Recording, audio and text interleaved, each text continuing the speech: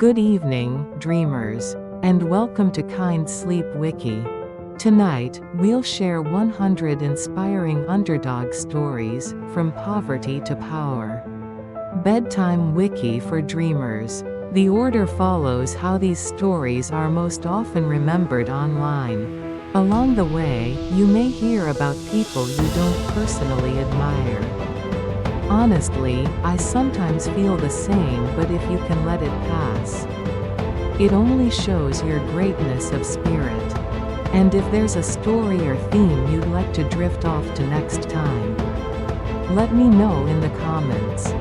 Now, close your eyes, breathe deep, and let's begin. 1. Oprah Winfrey. From rural poverty to global media mogul. In the dusty fields of rural Mississippi, a young girl named Oprah Winfrey was born into unimaginable hardship in 1954. Her family scraped by on welfare, her mother a housemaid barely making ends meet, and Oprah faced abuse that scarred her soul from a tender age. At 9, she endured sexual assault by a relative, a secret that shattered her world and left her feeling worthless, like a forgotten whisper in the wind. School was her only escape, but poverty meant hand-me-down clothes and hunger pangs that echoed louder than her dreams. "I was a victim of poverty, abuse, and neglect," she later reflected, her voice trembling in interviews, recalling nights when she prayed for a way out, wondering if she'd ever rise above the dirt roads and despair.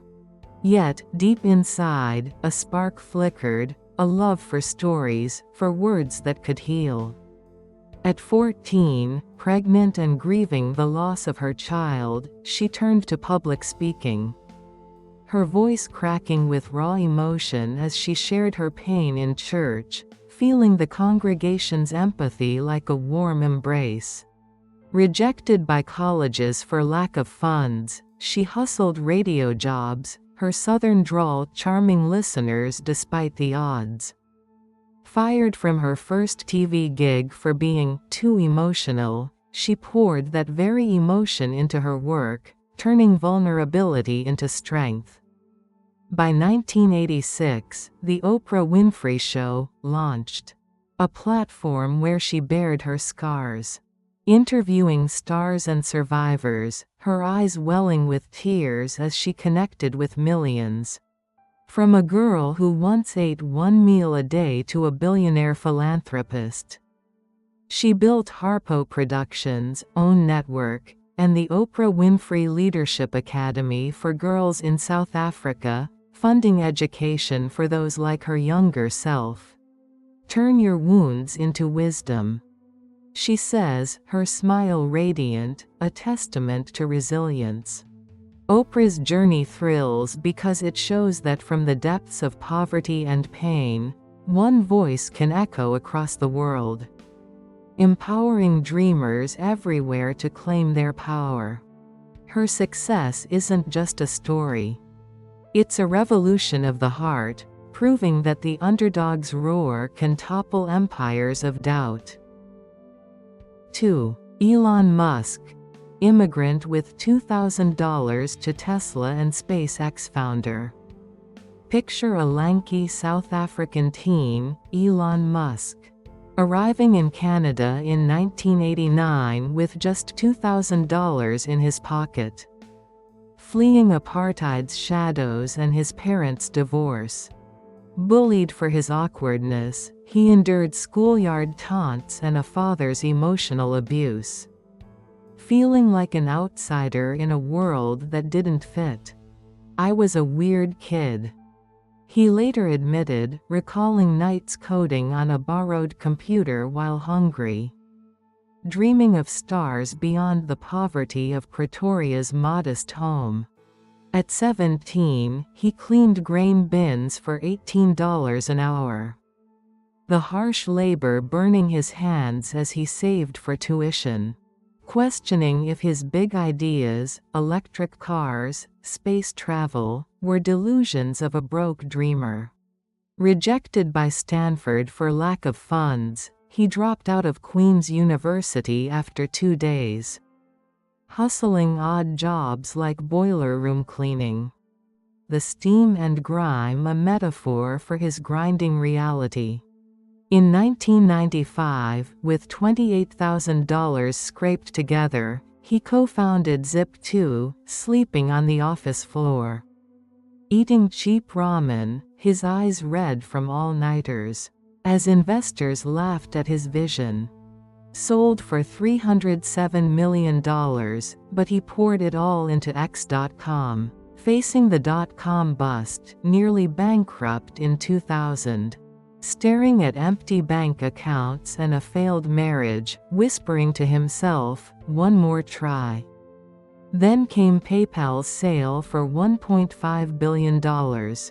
But he bet it all on SpaceX and Tesla, rockets exploding in failures that cost millions. His wealth plummeting to near zero in 2008. Sleeping on factory floors, tears mixing with sweat as employees doubted him. "I thought I'd lose everything," he confessed, the weight of poverty's return crushing him. But a NASA contract saved SpaceX, and Tesla's Model S revolutionized cars.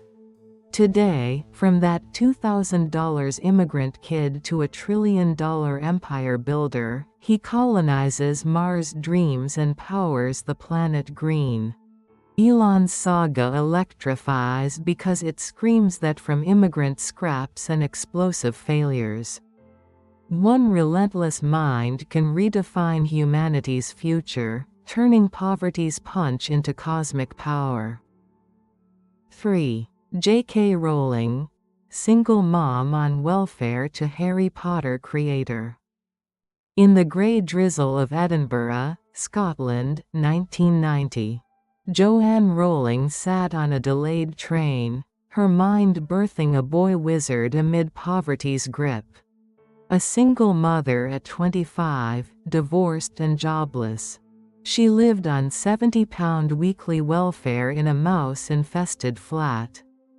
Her infant daughter sleeping beside her as depression's fog clouded every day. "I was as poor as it is possible to be without being homeless," she wrote, recalling nights when she couldn't afford heat. Wrapping her baby in blankets while battling suicidal thoughts. Feeling like a failure in a world that judged single moms harshly. Rejected by 12 publishers, her manuscript scribbled on napkins in cafes to save on electricity. Harry's world of magic, an escape from the real-world despair of eviction threats and empty cupboards. "I hit rock bottom," she shared in speeches, tears flowing as she described walking miles to libraries for warmth. Her bipolar struggles amplifying the isolation. Friends pitied her, family distant, but in that darkness. She wrote 500 words a day, pouring her pain into characters like orphaned Harry, mirroring her own loss. In 1997, Bloomsbury took a chance on the unknown writer. Printing 500 copies, but sales exploded. By 1999, Harry Potter was a phenomenon, selling 500 million copies. Turning her from welfare recipient to billionaire philanthropist. She founded Lumos to aid orphaned children, her voice steady as she said, "Rock bottom became the solid foundation on which I rebuilt my life." Rowling's tale grips the heart because from a welfare mom's despair, scribbles in the cold birthed a magical empire, proving that poverty's chains can forge unbreakable wands of imagination, inspiring dreamers to write their own spells of success. 4. Cristiano Ronaldo, grew up in poverty to soccer legend. In the cramped, tin-roofed house of Madeira, Portugal.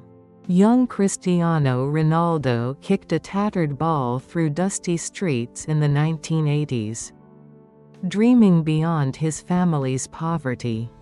Born to a cook and a gardener, his childhood was hunger and hand-me-downs. Sharing a room with 3 siblings, the walls echoing his mother's worries over unpaid bills. "We had nothing," he later said, voice cracking. Recalling nights when dinner was bread and water, his stomach growling louder than his dreams. At 11, he left home for Sporting Lisbon's academy, crying himself to sleep in a dorm.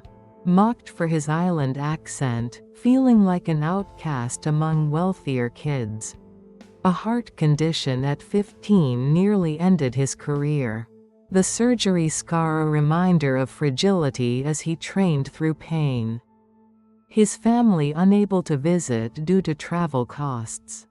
Rejected by local teams for being too skinny. He built his body, running with weights under the sun, sweat mixing with tears of doubt. By 18, Manchester United signed him, but early games brought boos for his flair. Critics calling him a show-off. "I felt like giving up," he admitted, yet he honed his skills, sleeping on training pitches to perfect free kicks. In 2008, he won his first Ballon d'Or, and by 2025, 5 more followed. His goals breaking records at Real Madrid, Juventus, and beyond.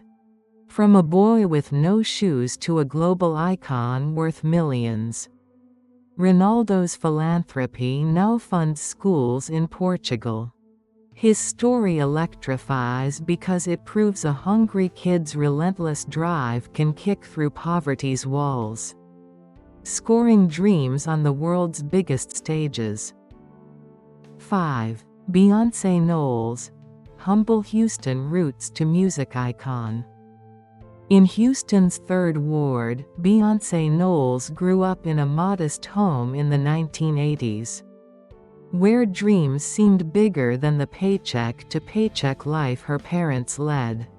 Her mother, a hairdresser, and father, a salesman, struggled to keep the lights on, the family car repossessed when she was 7, forcing her to walk miles to school in worn shoes. "We were broke," she later shared, her voice soft, recalling hiding in the bathroom to cry when bill collectors called, feeling the weight of her family's stress. Shy and bullied for her big ears, she found solace in singing, performing at local talent shows, her voice trembling but powerful. Though she lost to flashier acts, her confidence crumbling. At 9, her girl group flopped, rejected by labels for being too young. Practicing in her mom's salon after hours, the hum of clippers drowning her doubts. Years of auditions brought more no's, her family facing eviction. Sleeping on friends' couches, Beyoncé whispering, "Will I ever make it?" Destiny's Child signed in 1997. But early albums tanked, and she battled depression, eating 1 meal a day to save money. "I felt invisible," she said, tears falling in interviews.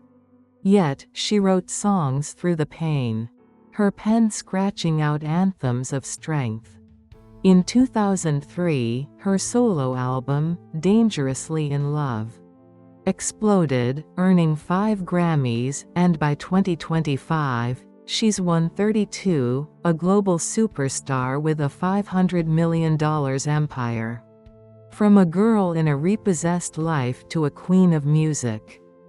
Her foundation empowers Black artists. Beyoncé's journey thrills because it shows a shy dreamer's voice can rise from poverty's shadows, singing empowerment to millions. 6. Steve Jobs. Adopted, dropout to Apple visionary. In a small California home in the 1950s, Steve Jobs grew up adopted. His working-class parents, a mechanic and a bookkeeper, scraping by to support his curiosity. Money was tight, meals often beans and bread. And young Steve felt the sting of being different, rejected by peers for his quirky intensity. "I didn't fit in," he later confessed, voice heavy.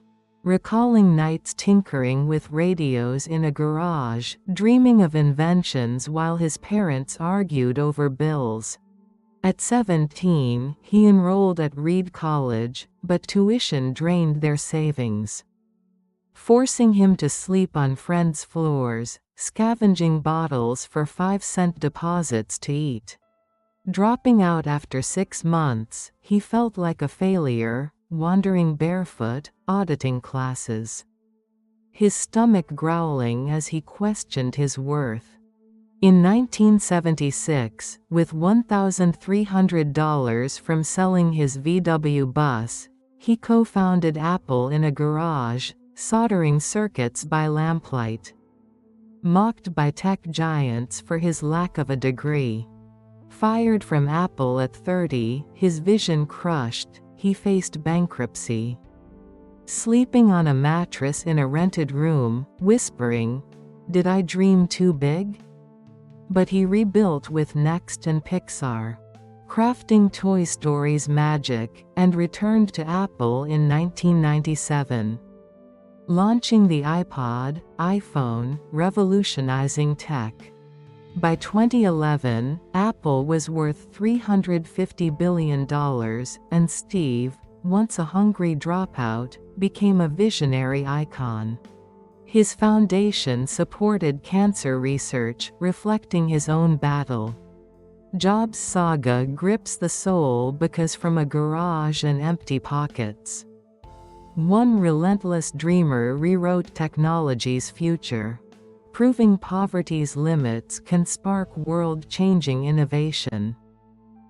7. Michelle Obama. Chicago South Side to First Lady. In Chicago's South Side, Michelle Robinson grew up in a cramped apartment in the 1960s, where poverty clung like damp air. Her father, a pump operator with multiple sclerosis, and her mother, a secretary, stretched every dollar. The family sharing one bathroom, meals often thin soup. "We lived paycheck to paycheck," she later said, voice steady, recalling nights studying by a dim lamp. Her parents' worries about bills echoing through thin walls. Bullied for her height and skin color, she felt invisible, dodging gang turf on her walk to school, wondering if college was a pipe dream. Despite high grades, counselors dismissed her Ivy League hopes, saying, "You're not Princeton material." At 17, she worked odd jobs, cleaning offices, her hands raw, dreaming of law. Accepted to Princeton, she faced racism, classmates whispering she didn't belong, her confidence shaking. Harvard Law followed, but debt piled up, and she grieved her father's death, feeling alone in a corporate job.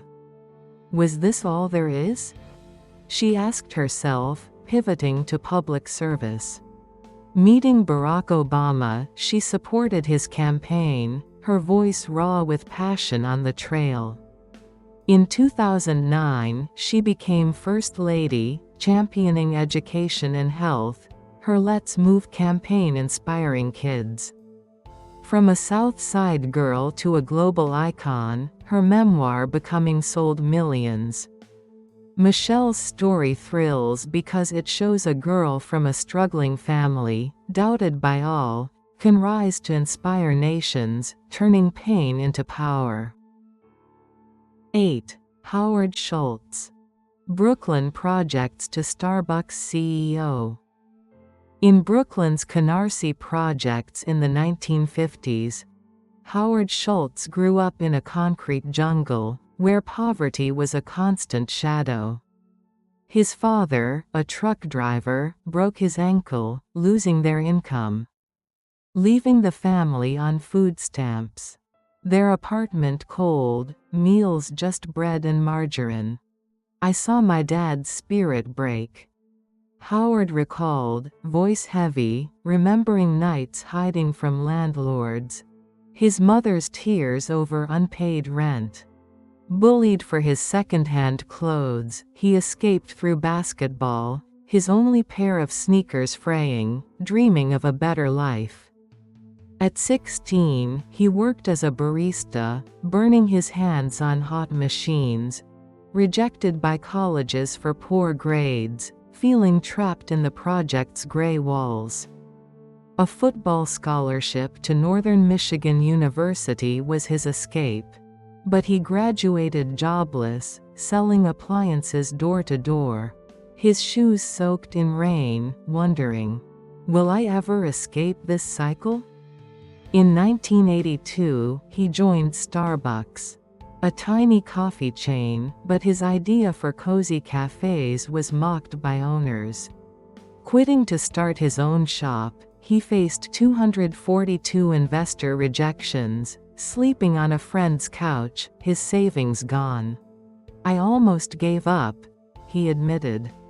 Buying Starbucks in 1987, he grew it from 6 stores to 28,000 worldwide, becoming CEO, his wealth hitting billions.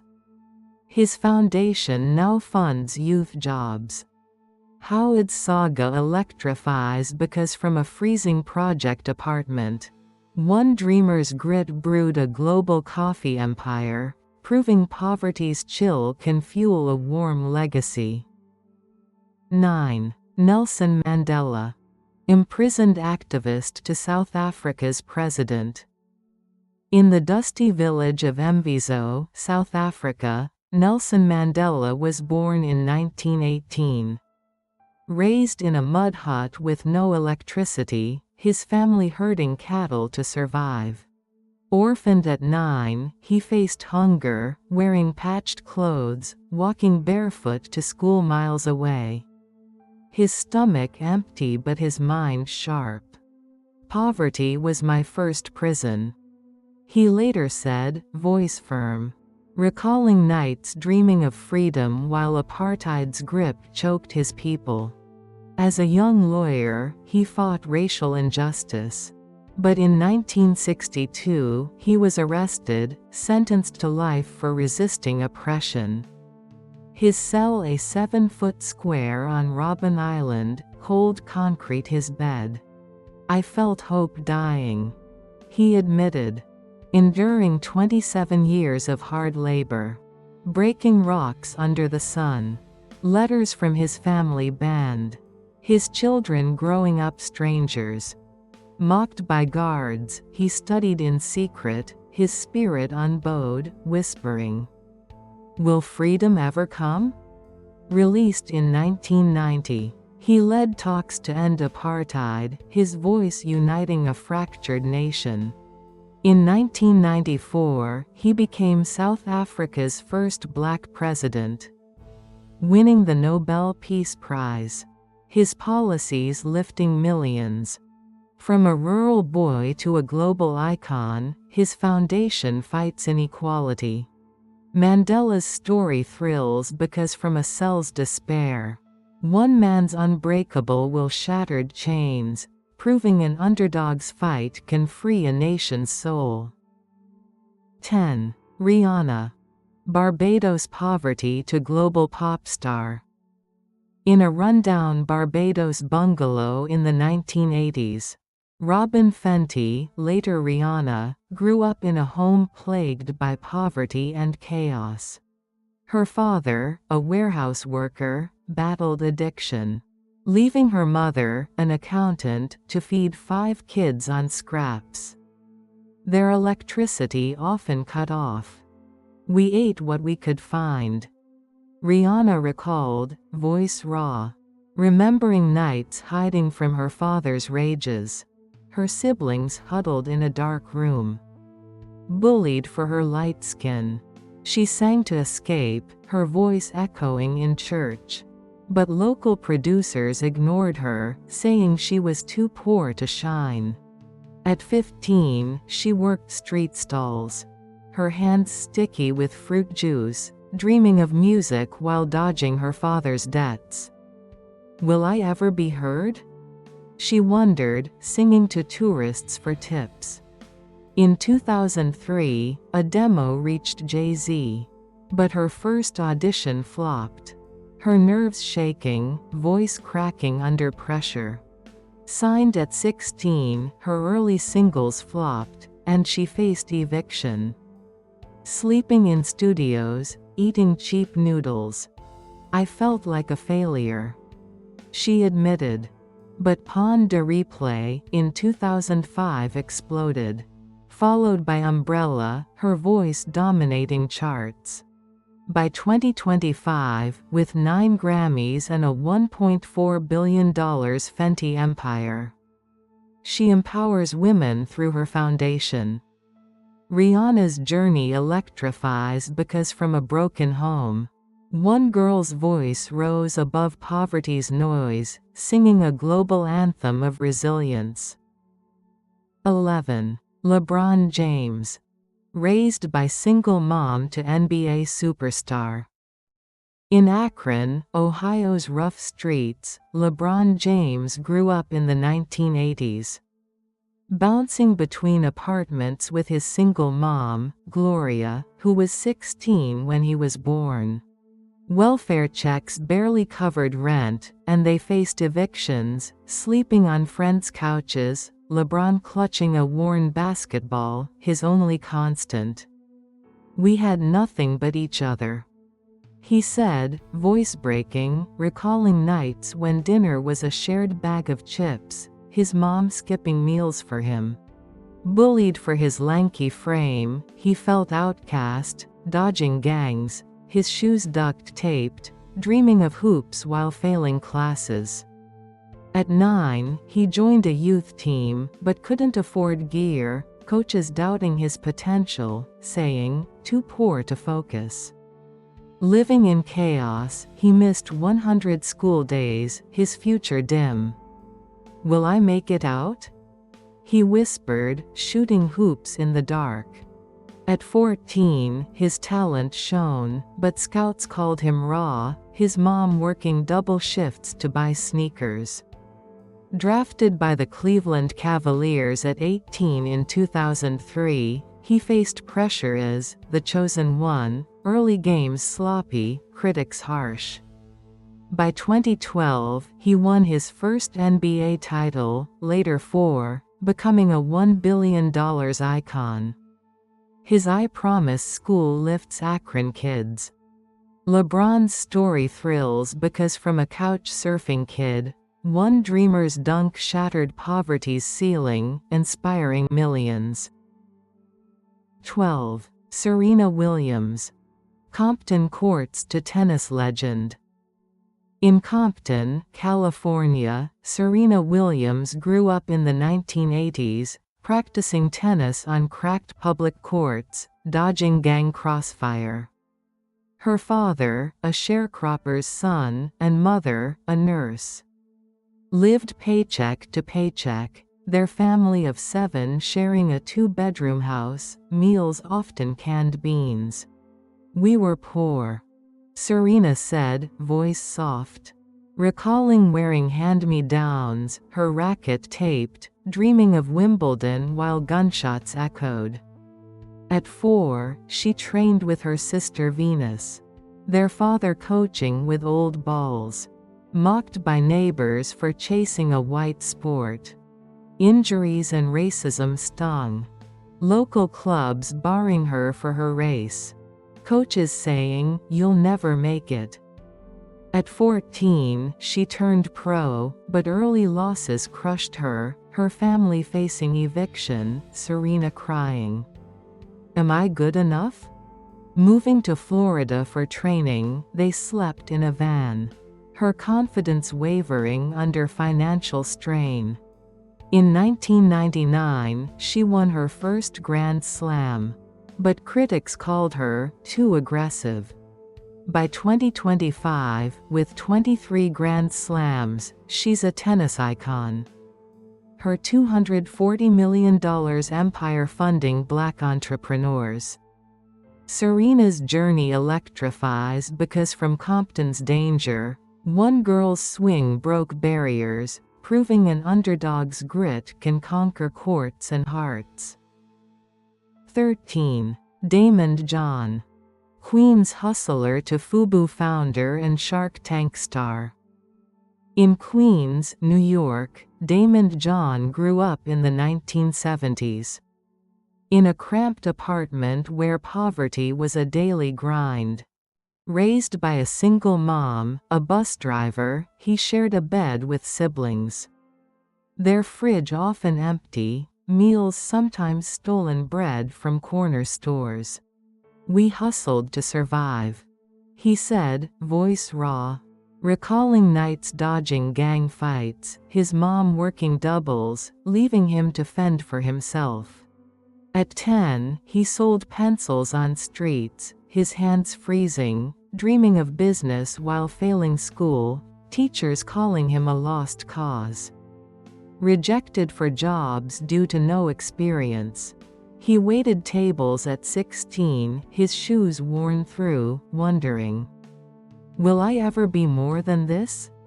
In 1992, with $40, he sewed hats in his mom's basement, starting FUBU.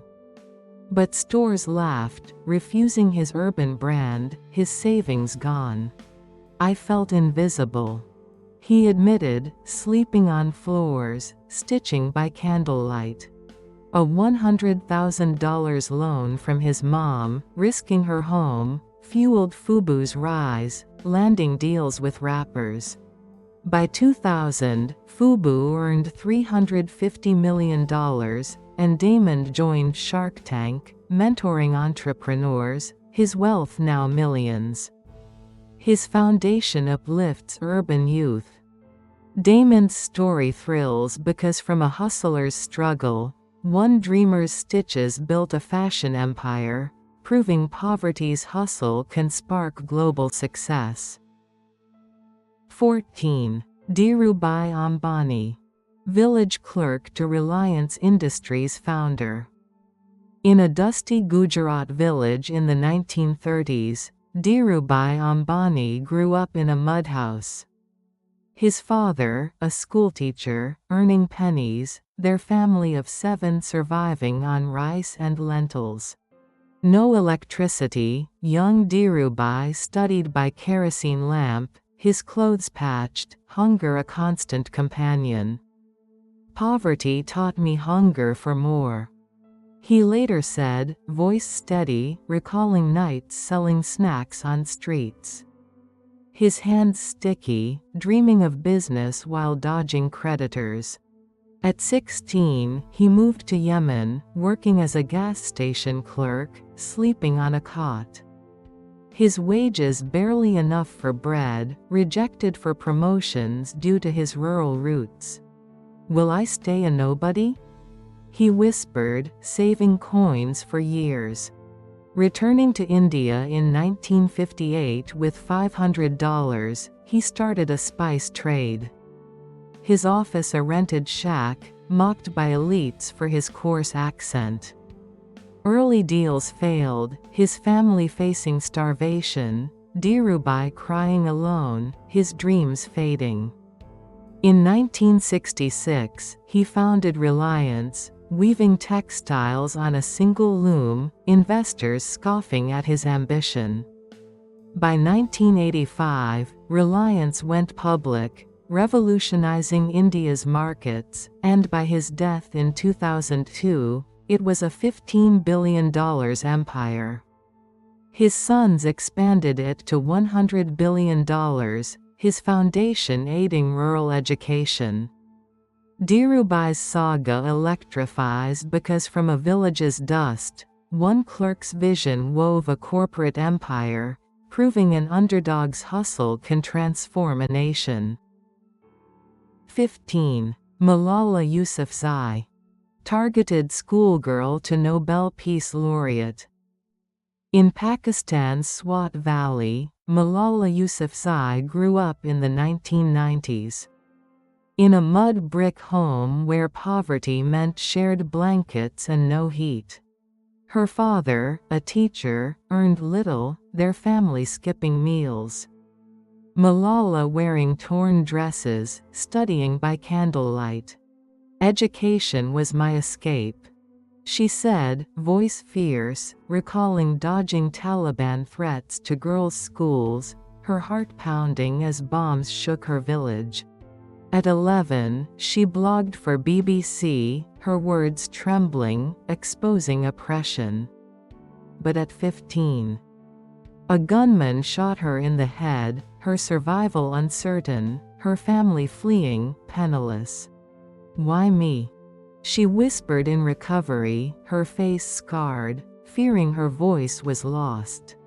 Exiled to the UK, she faced surgeries, racism, and doubt, learning to walk again, her hands shaking as she wrote. At 16, she spoke at the UN, her words igniting hope, though critics called her a pawn. I felt small. She admitted, yet kept advocating. In 2014, at 17, she won the Nobel Peace Prize, the youngest ever, her fund educating millions of girls. By 2025, her voice shapes global policy. Malala's story thrills because from a bullet's shadow, one girl's courage lit a world, proving an underdog's fight can change history. 16. Gardner. Homeless to stockbroker, inspired pursuit of happiness. In Milwaukee's slums in the 1950s, Gardner grew up with an abusive stepfather. His mother in and out of jail, their home a revolving door of poverty. No heat, no food, he slept in shelters, his clothes ragged, scavenging dumpsters, his dreams mocked. I was invisible, he said, voice breaking, recalling hiding from his stepfather's fists, his mother's courage his only light. A Navy medic, he faced racism, discharged with no savings, his wife leaving, taking their son. Homeless in San Francisco in the 1980s, he slept in subway bathrooms, clutching his toddler, begging for food, asking, "Will we survive?" Rejected by brokerages for no degree, he trained unpaid at Dean Witter, studying at night, his son sleeping on his chest. I felt broken, he admitted, failing exams, his shoes wet from rain. In 1987, he passed, becoming a stockbroker, later founding Gardner Rich, worth millions. His story inspired the pursuit of happiness, his foundation aiding homeless families. Saga thrills because from subway floors, one father's love and hustle built a legacy, proving an underdog's heart can defy despair. 17. Walt Disney. Farm boy to animation pioneer. In rural Missouri in the 1900s, Walt Disney grew up on a failing farm, his family barely surviving on corn and milk. His father, a laborer, beat him for dreaming, their barn home freezing, Walt wearing socks for gloves. I escaped through drawing, he said, voice soft, recalling nights sketching mice by candlelight, his stomach empty, his siblings shivering. At 16, he sold cartoons, but clients cheated him, leaving him penniless, sleeping in alleys, asking, "Will my art ever matter?" Rejected by newspapers for no talent. He drove an ambulance in World War I, doodling on trucks, his hopes fading. In 1923, with $40, he started a studio in a garage, his first films flopping, bankruptcy hitting hard. Walt eating cold beans, whispering, Is this the end? Mickey Mouse debuted in 1928, a hit, but studios stole his characters, leaving him broke again. In 1937, Snow White dazzled, launching Disney's empire, now worth billions, with theme parks and films. His foundation supports arts education. Walt's story thrills because from a farm's cold, one boy's sketches drew a magical world, proving an underdog's vision can animate dreams. 18. Tyler Perry. Abused child to media empire builder. In New Orleans' tough streets, Tyler Perry grew up in the 1970s, in a home where poverty and abuse were daily battles. His father, a carpenter, beat him, leaving scars, while his mother, a preschool aide, stretched pennies for meals, often just rice. "I lived in fear," Tyler said, voice raw, recalling hiding under beds, his father's shouts drowning his dreams. School offered no escape, bullied for his ragged clothes, he dropped out, working as a laborer, his hands blistered, wondering, "Will I ever be free?" Inspired by Oprah, he wrote plays in a roach-infested apartment, saving $12,000. But his first show flopped, leaving him homeless, sleeping in his car, eating scraps. "I felt worthless," he admitted, tears falling as theaters rejected him.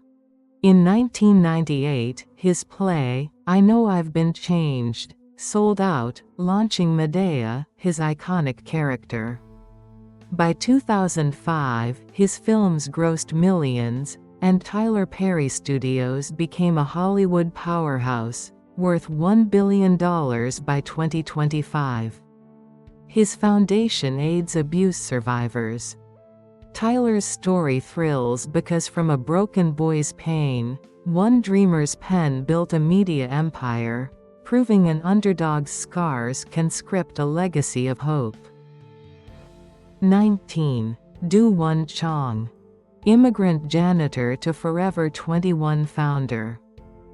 In a small South Korean village in the 1950s, Won Chang grew up in a shack. His family farming rice to survive, no electricity, meals just broth.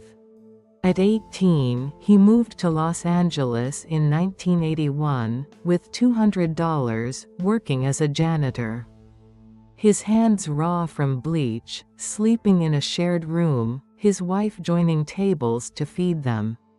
Poverty was crushing, he said, voice heavy, recalling nights washing dishes, dreaming of fashion while dodging landlord knocks.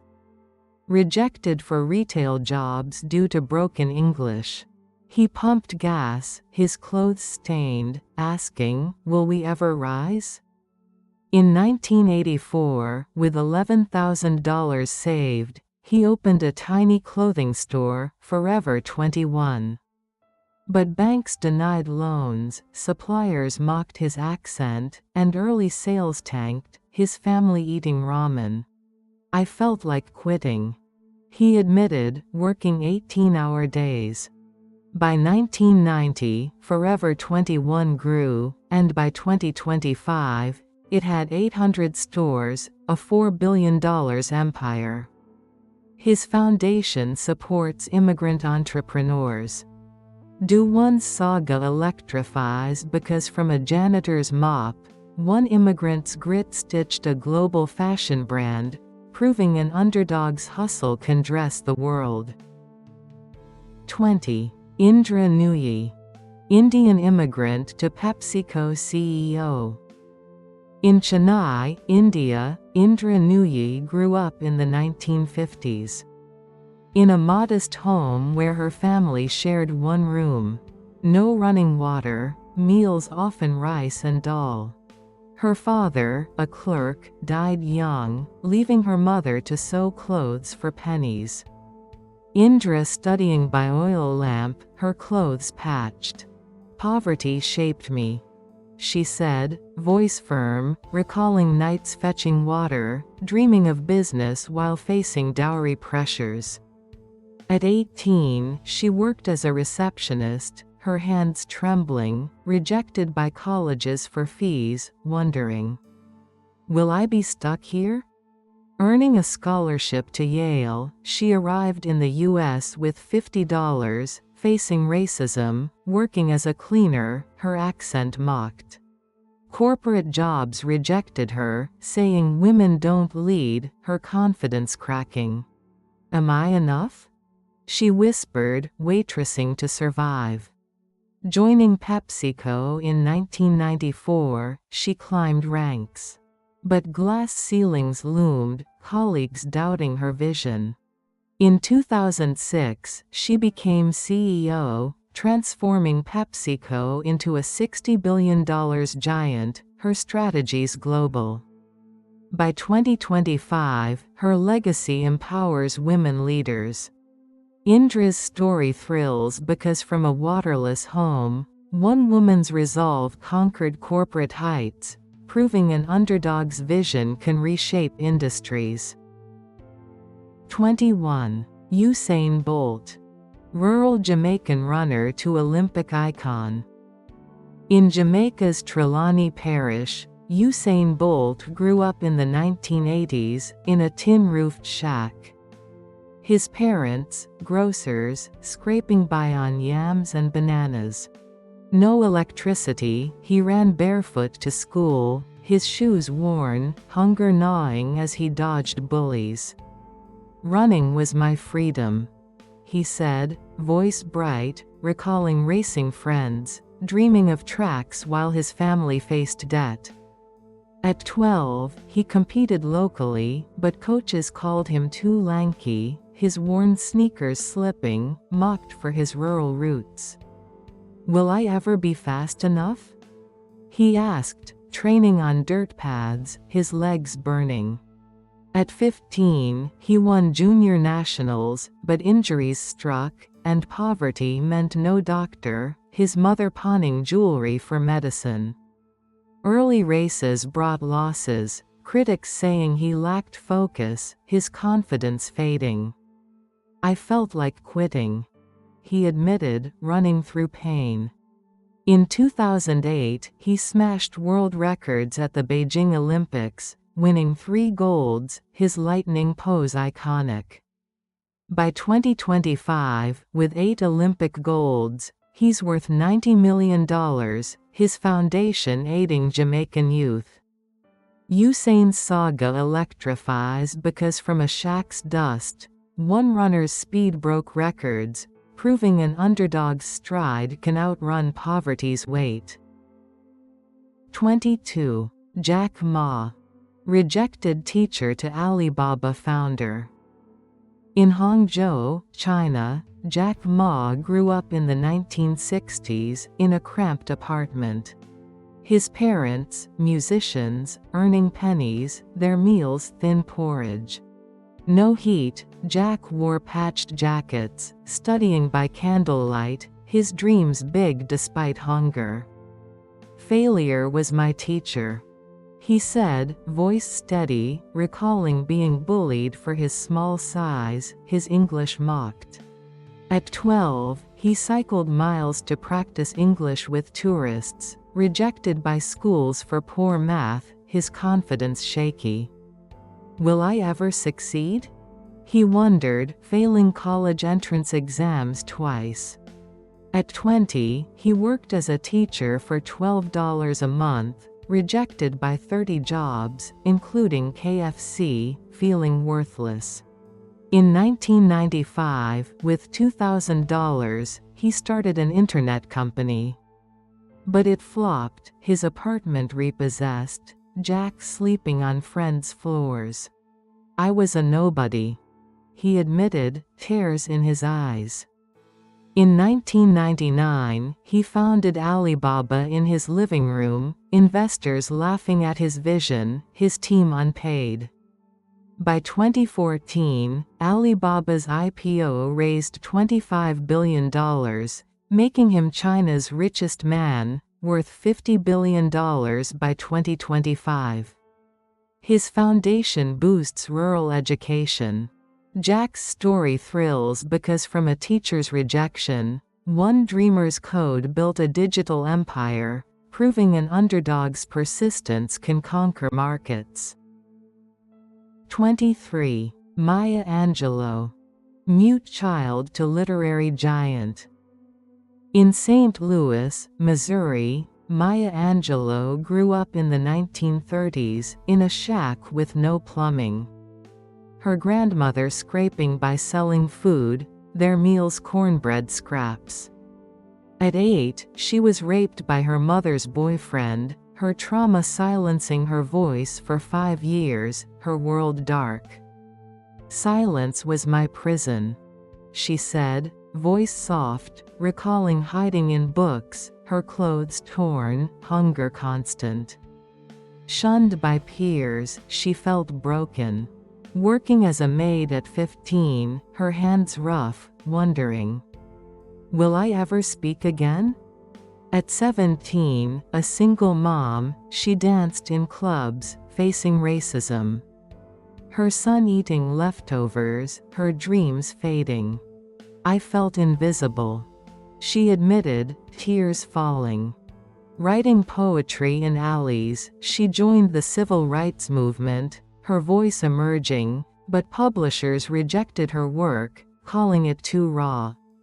In 1969, "I Know Why the Caged Bird Sings" became a bestseller, her words touching millions. By 2025, her books sold globally, earning her the Presidential Medal of Freedom. Her foundation aids literacy. Maya's saga thrills because from a mute child's pain, one woman's words soared, proving an underdog's voice can heal nations. 24. Dwayne Johnson.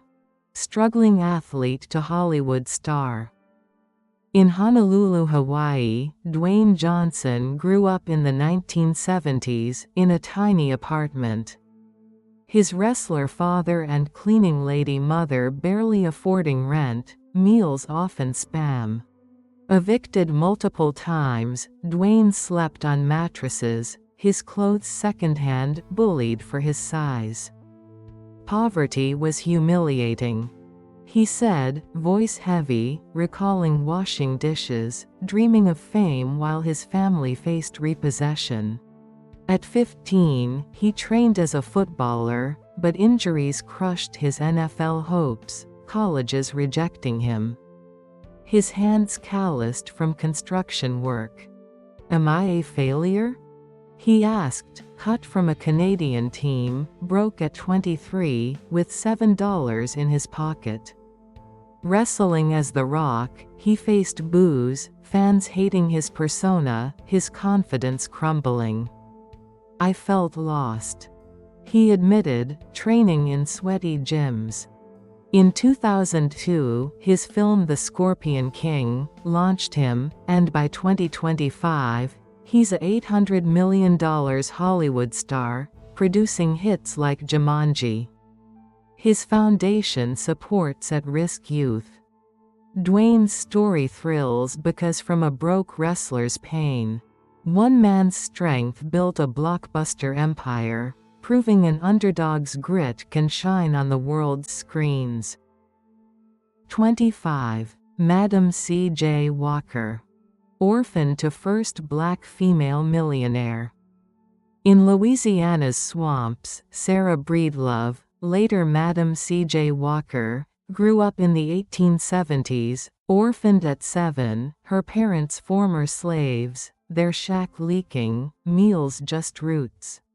Working as a maid at 10, her hands raw, she faced abuse, marrying at 14 to escape, widowed at 20 with a daughter, washing clothes for $1 a day.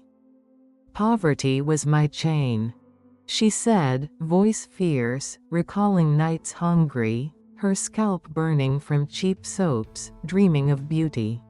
Illiterate, she taught herself to read, but salons rejected her products, saying black women don't matter. "Will I ever rise?" she asked, selling hair tonics door to door, her shoes worn. In 1905, she founded her company, but banks denied loans, her home nearly lost, Sarah crying alone. "I felt hopeless," she admitted. By 1910, her haircare empire grew, employing thousands, making her America's first black female millionaire by 1919, worth $20 million in 2025 terms. Her foundation aided black education. Madam's saga thrills because from an orphan's toil, one woman's vision built a beauty empire, proving an underdog's hustle can break racial chains. 26. Shahrukh Khan, Delhi outsider to Bollywood king. In Delhi's crowded alleys, Shahrukh Khan grew up in the 1960s, in a rented flat. His parents, small traders, struggling to pay rent, meals often bread and tea. His father's business failed, leaving them broke, Shahrukh sleeping on floors, his clothes patched. "Poverty was our guest," he said, voice warm, recalling studying by streetlight, dreaming of films while dodging creditors.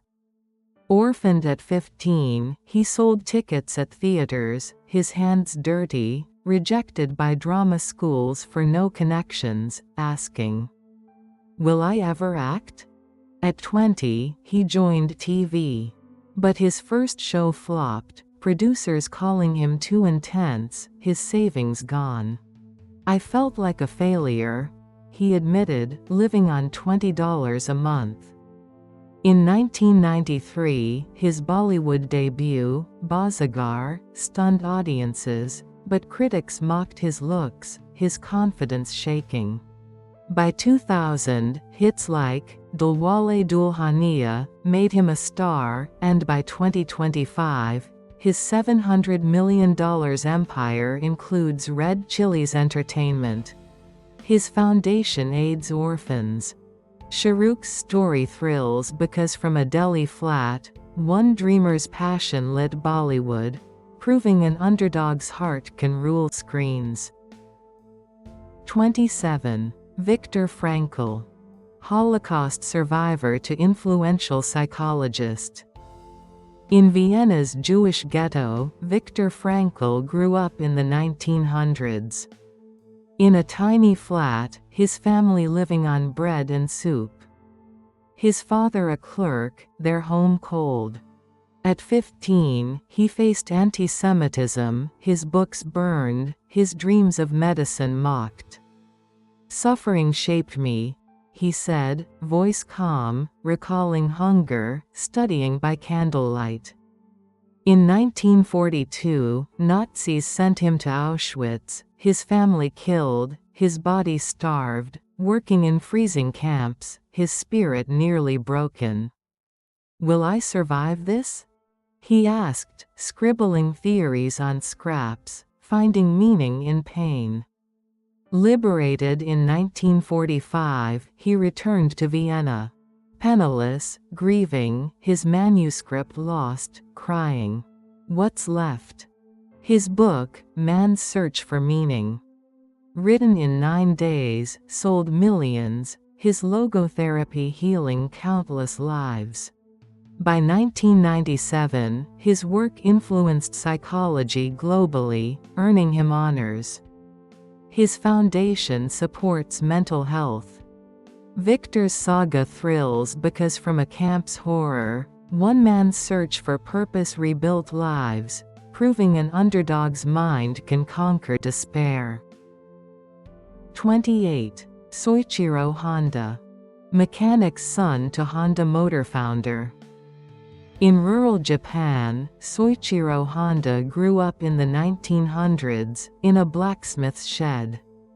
His family eating rice scraps, his father repairing bikes for pennies. No electricity, he fixed carts, his hands greasy, dreaming of engines while hunger gnawed. "Failure was my fuel," he said, voice bold, recalling school bullies, his clothes torn. At 15, he apprenticed in Tokyo, sleeping in workshops, mocked for his rural accent. Asking, "Will my ideas matter?" His first garage failed in 1938.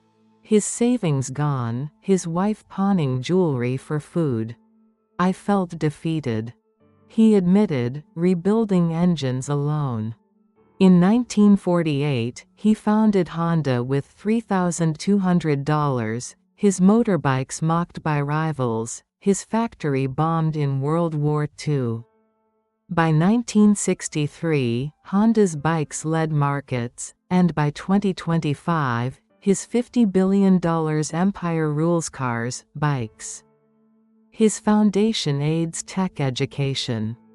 Soichiro's story thrills because from a shed's grease, one tinkerer's dream drove a global empire, proving an underdog's spark can ignite industries. 29. Coco Chanel. Orphanage to fashion icon. In the shadowy corridors of an Aubazine orphanage in France, young Gabrielle Bonheur Chanel huddled under thin blankets in the 1880s. Her world a blur of gray walls and meager gruel. Abandoned by her father after her mother's death, she scrubbed floors at dawn. Her small hands chapped, the nuns' stern voices echoing like chains. "I was a ghost," she whispered in later years, voice laced with fire. Recalling nights sewing rags for warmth, dreaming of fabrics that could cloak her invisibility. Escaping at 18, she worked as a seamstress in a cabaret, her dresses mended from scraps. Mocked for her peasant roots, men laughing at her ambitions. "Will I ever be seen?" she asked the mirror, her reflection gaunt from skipped meals. Rejected by haute couture houses for lacking pedigree, she designed hats in a dusty attic. Her fingers pricked by needles, her savings vanishing in Paris's rain.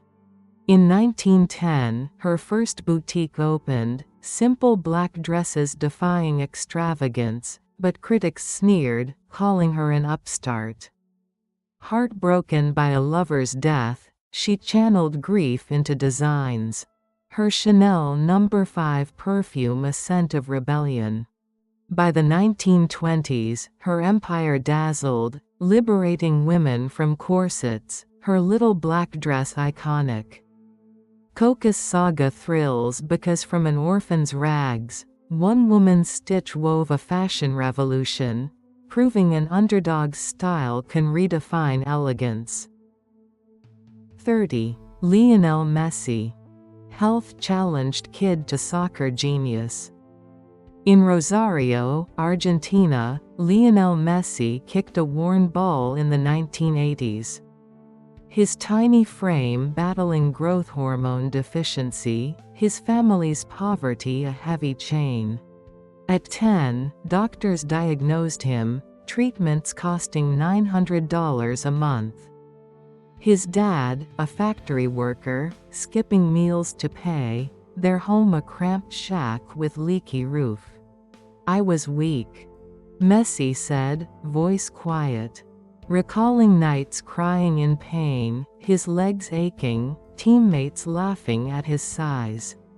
Clubs rejected him, saying he was too fragile, his dreams of Barcelona fading. "Will I ever play?" he asked his mom, his body failing him. At 13, Newell's Old Boys scouted him, but the family couldn't afford travel. Messi training alone in mud fields, his shots weak. Barcelona's academy called, but the fee was impossible. His father selling their car, the family boarding a plane with borrowed money. In Spain, he injected hormones daily, his arm bruised, homesick tears soaking his pillow. Early games, he was benched, critics calling him a dwarf. "I felt invisible," he admitted. In 2004, he debuted his Dribbles magic, winning 10 La Ligas, 4 Champions Leagues. By 2025, his World Cup glory sealed his legend, worth $600 million. Messi's story thrills because from a sick boy's pain, one genius's footwork conquered the world, proving an underdog's heartbeats stronger than any illness. 31. Ursula Burns. Housing project to Xerox CEO. In the Bronx's housing projects, Ursula Burns grew up in the 1950s. Her mother a single-parent cleaning offices, their apartment cold, meals from food stamps. Poverty was our reality, she said, voice strong, recalling sharing a bed with siblings, her shoes from charity, dreaming of math while dodging street dangers. At school, teachers ignored her, saying girls don't do science, her confidence chipped. Will I ever break out? She asked, studying by flashlight, her mom working nights. At 16, she won a scholarship to NYU, but racism hit hard.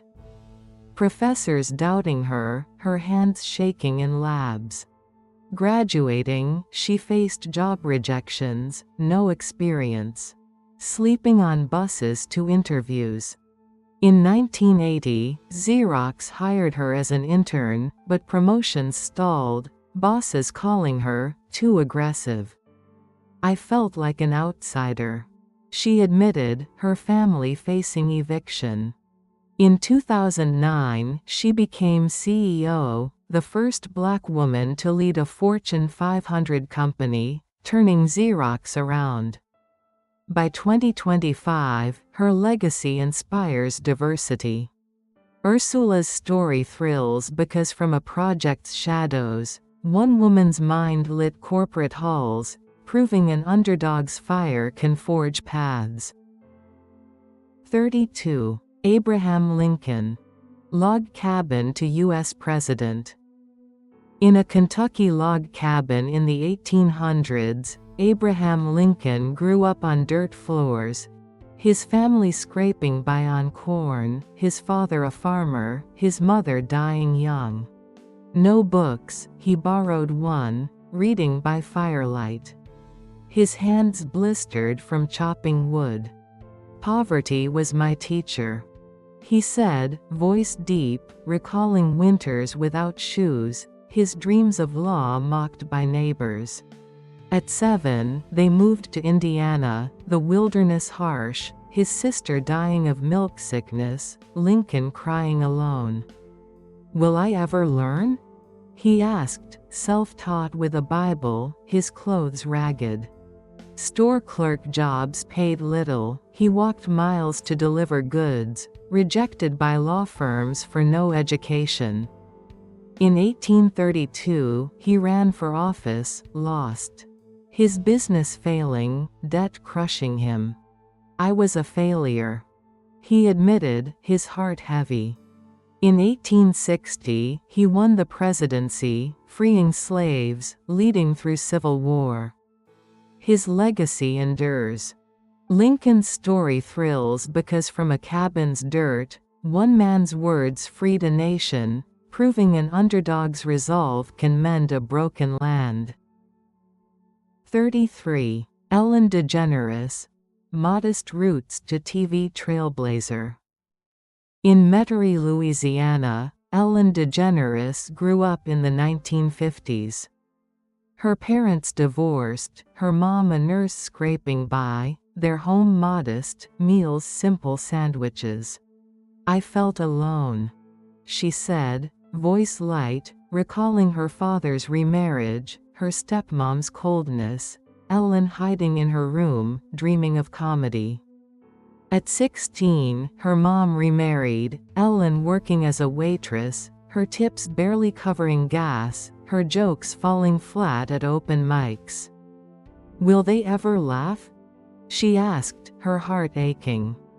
In 1981, she moved to San Francisco, living in a van, auditioning for gigs, her routines bombing, critics calling her too nice. "I was broke," she admitted, eating cheap tacos. In 1994, her sitcom launched, but the 1997 coming out episode risked everything. Sponsors fleeing, her career crashing. "I lost it all," she said, tears in her eyes. In 2003, The Ellen DeGeneres Show debuted, her kindness winning hearts, running 19 seasons, earning $400 million. Her foundation aids animal rights. Ellen's story thrills because from a lonely girl's jokes, one comedian's truth lit up screens, proving an underdog's humor can heal and unite. 34. Andrew Carnegie. Immigrant weaver to steel tycoon. In a Scottish cottage in the 1830s, Andrew Carnegie grew up in poverty. His father a weaver, their meals oats, the family evicted for unpaid rent. "Hunger was my companion," he said, voice reflective, recalling walking barefoot to school, his dreams of America a distant light. At 13, they immigrated to Pittsburgh. Andrew working in cotton mills, his hands bleeding, 12-hour shifts, his family starving. Rejected for better jobs, he taught himself reading, his voice trembling in night school. "Will I escape this?" he asked, saving pennies. At 15, he worked as a bobbin boy, oiling machines, his clothes soaked. But he studied telegraphy, becoming an operator, his ambition mocked. In 1860, he invested in railroads, but the Panic of 1873 bankrupted him, his fortune gone. Andrew crying in the dark. "I was ruined," he admitted. By 1901, his steel empire sold for $480 million, making him the richest man. His libraries changed lives. Carnegie's story thrills because from a weaver's loom, one immigrant's steel forged an industrial revolution, proving an underdog's vision can build fortunes. 35. Mary Kay Ash. Single mom to cosmetics empire founder. In Texas in the 1910s, Mary Kay Ash grew up poor. Her father dying young, her mother washing clothes for pennies. Their home a tent, meals sparse. "Struggle was my childhood," she said, voice warm. Recalling selling books door to door at 18, her shoes worn, dreaming of business. Married young, widowed with 3 kids, she sold cosmetics. Her commissions tiny, bosses paying men more, her confidence crushed.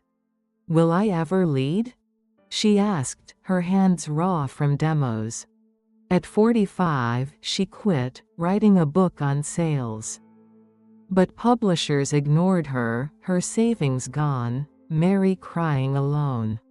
In 1963, with $5,000, she started Mary Kay, her garage office, products flopping, her car repossessed. "I felt defeated," she admitted. By 1965, her pink Cadillacs and seminars boomed, the company worth billions by 2025, empowering women. Her foundation aids breast cancer research.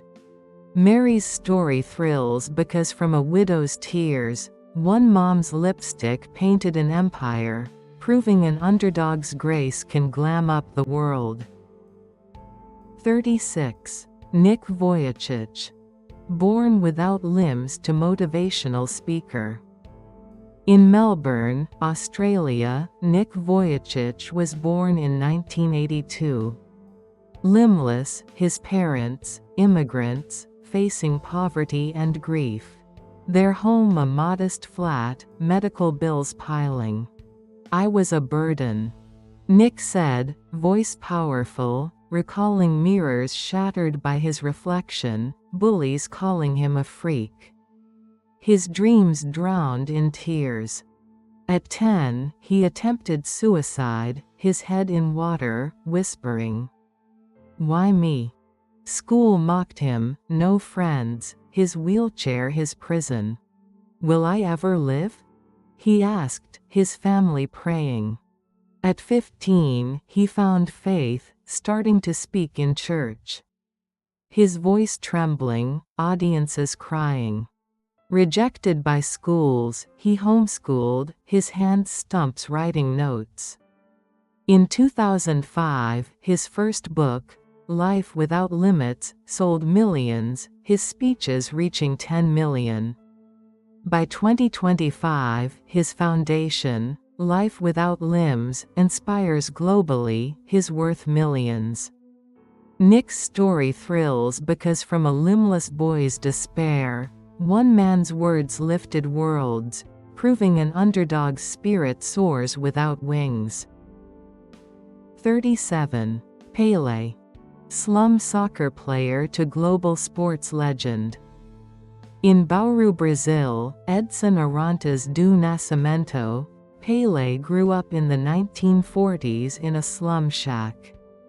His father a soccer player turned shoemaker, their meals beans, his feet bare on dirt fields.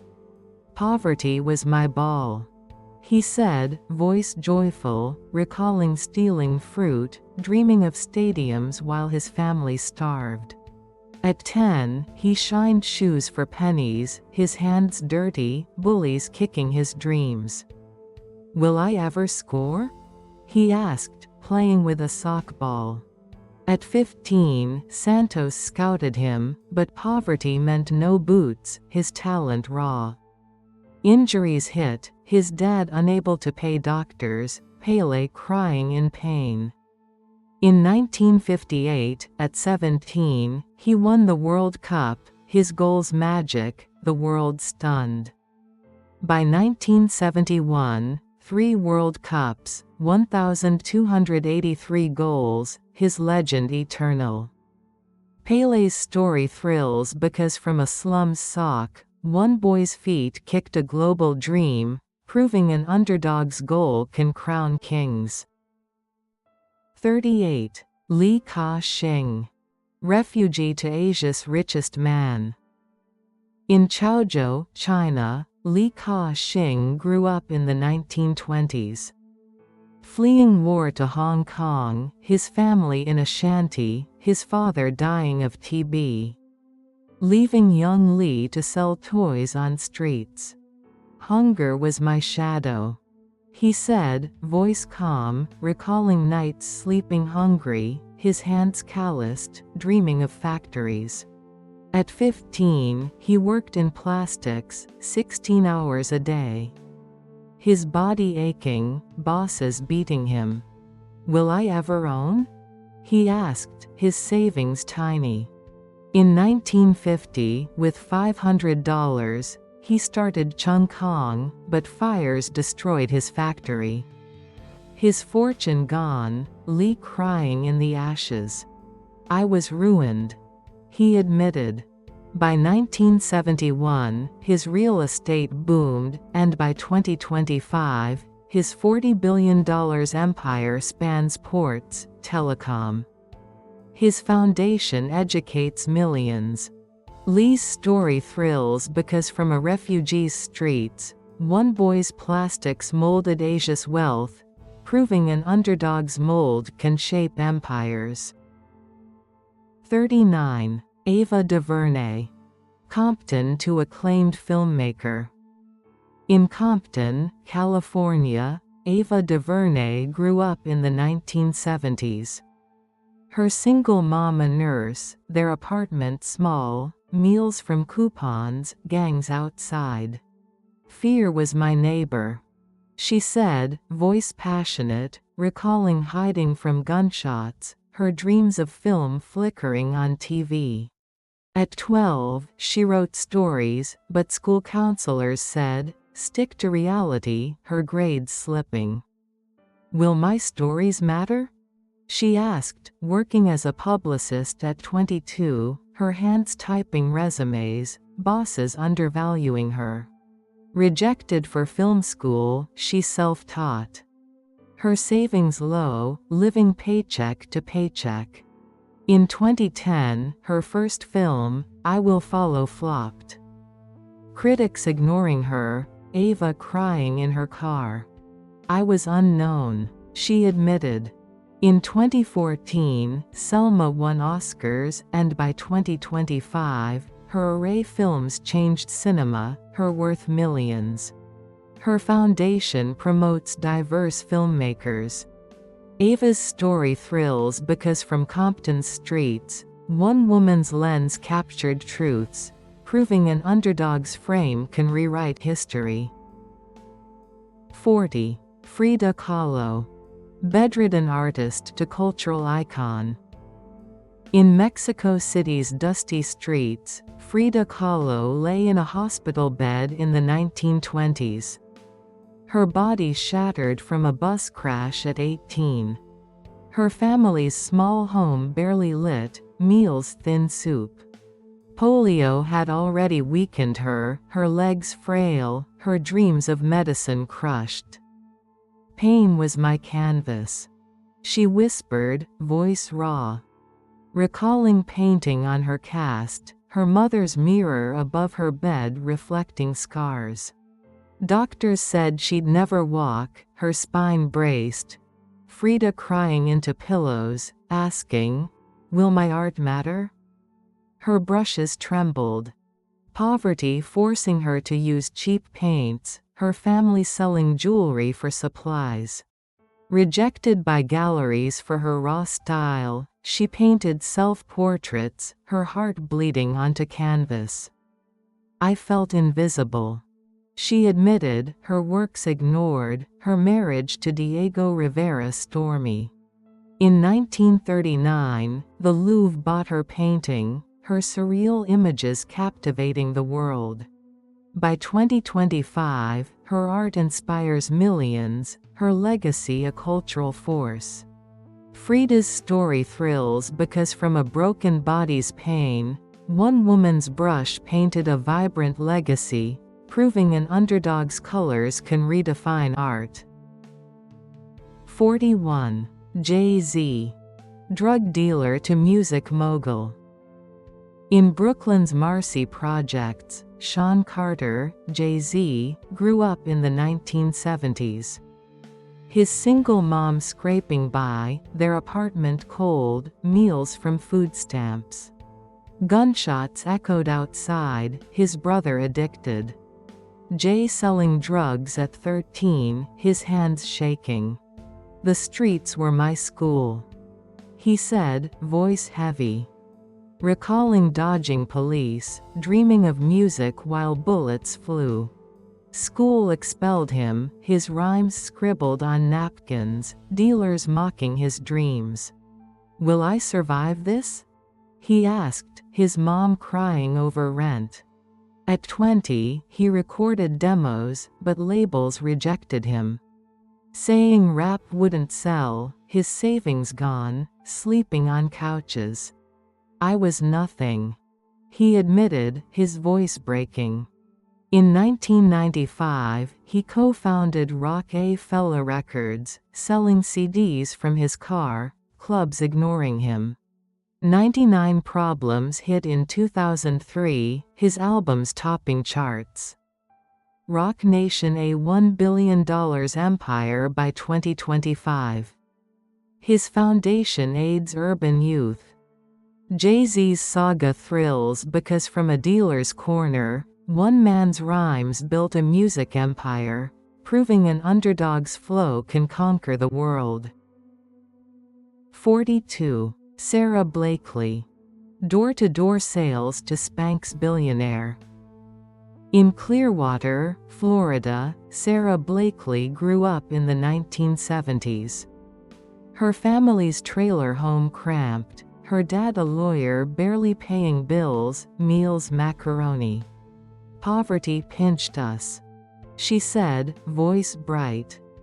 Recalling wearing hand-me-downs, dreaming of invention while her mom cooked on a hot plate.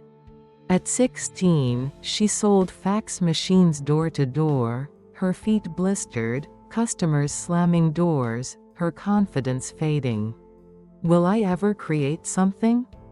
She asked, her savings $5,000. Rejected by colleges, she worked at Disney, sweating in costumes, her ideas mocked.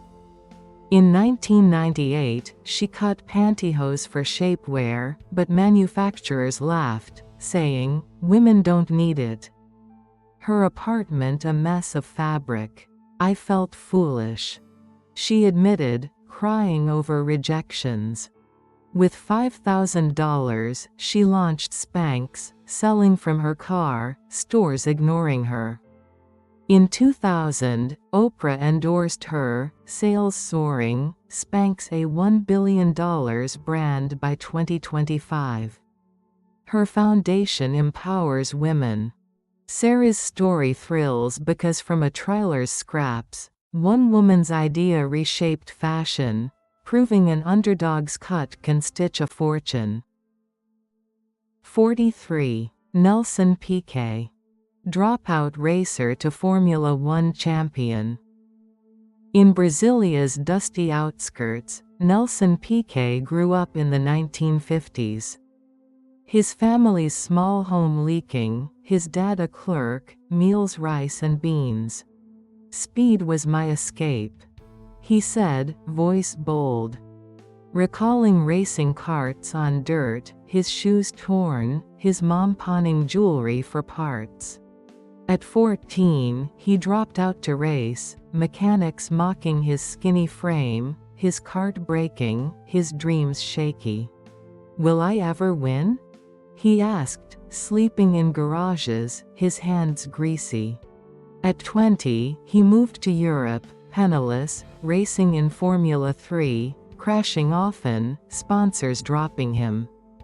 "I was a nobody," he admitted, eating bread scraps.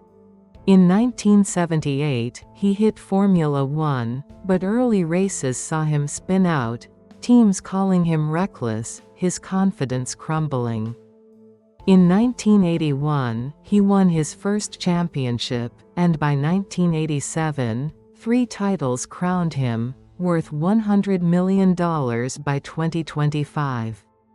His foundation aids Brazilian youth.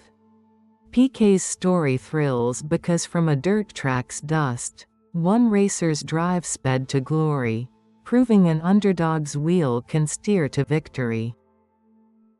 44. Toni Morrison. Steel Town to Nobel laureate. In Lorain, Ohio, Toni Morrison grew up in the 1930s. Her family's shack cold, her dad a welder, meals thin porridge, racism a constant shadow. "Stories saved me," she said, voice rich. Recalling reading by candlelight, her clothes patched, her mom singing through hunger. At 12, she cleaned houses, her hands raw. Teachers dismissing her, saying black girls don't write. "Will my words count?" she asked, her heart heavy. At Howard University, she faced prejudice, her scholarship barely covering books, her dreams of literature fading. "I felt unseen," she admitted, working as a maid. In 1965, she edited books, but publishers rejected her novels, calling them too bold, her savings gone. In 1970, The Bluest Eye stunned readers. And by 1993, she won the Nobel Prize, her book's global treasures.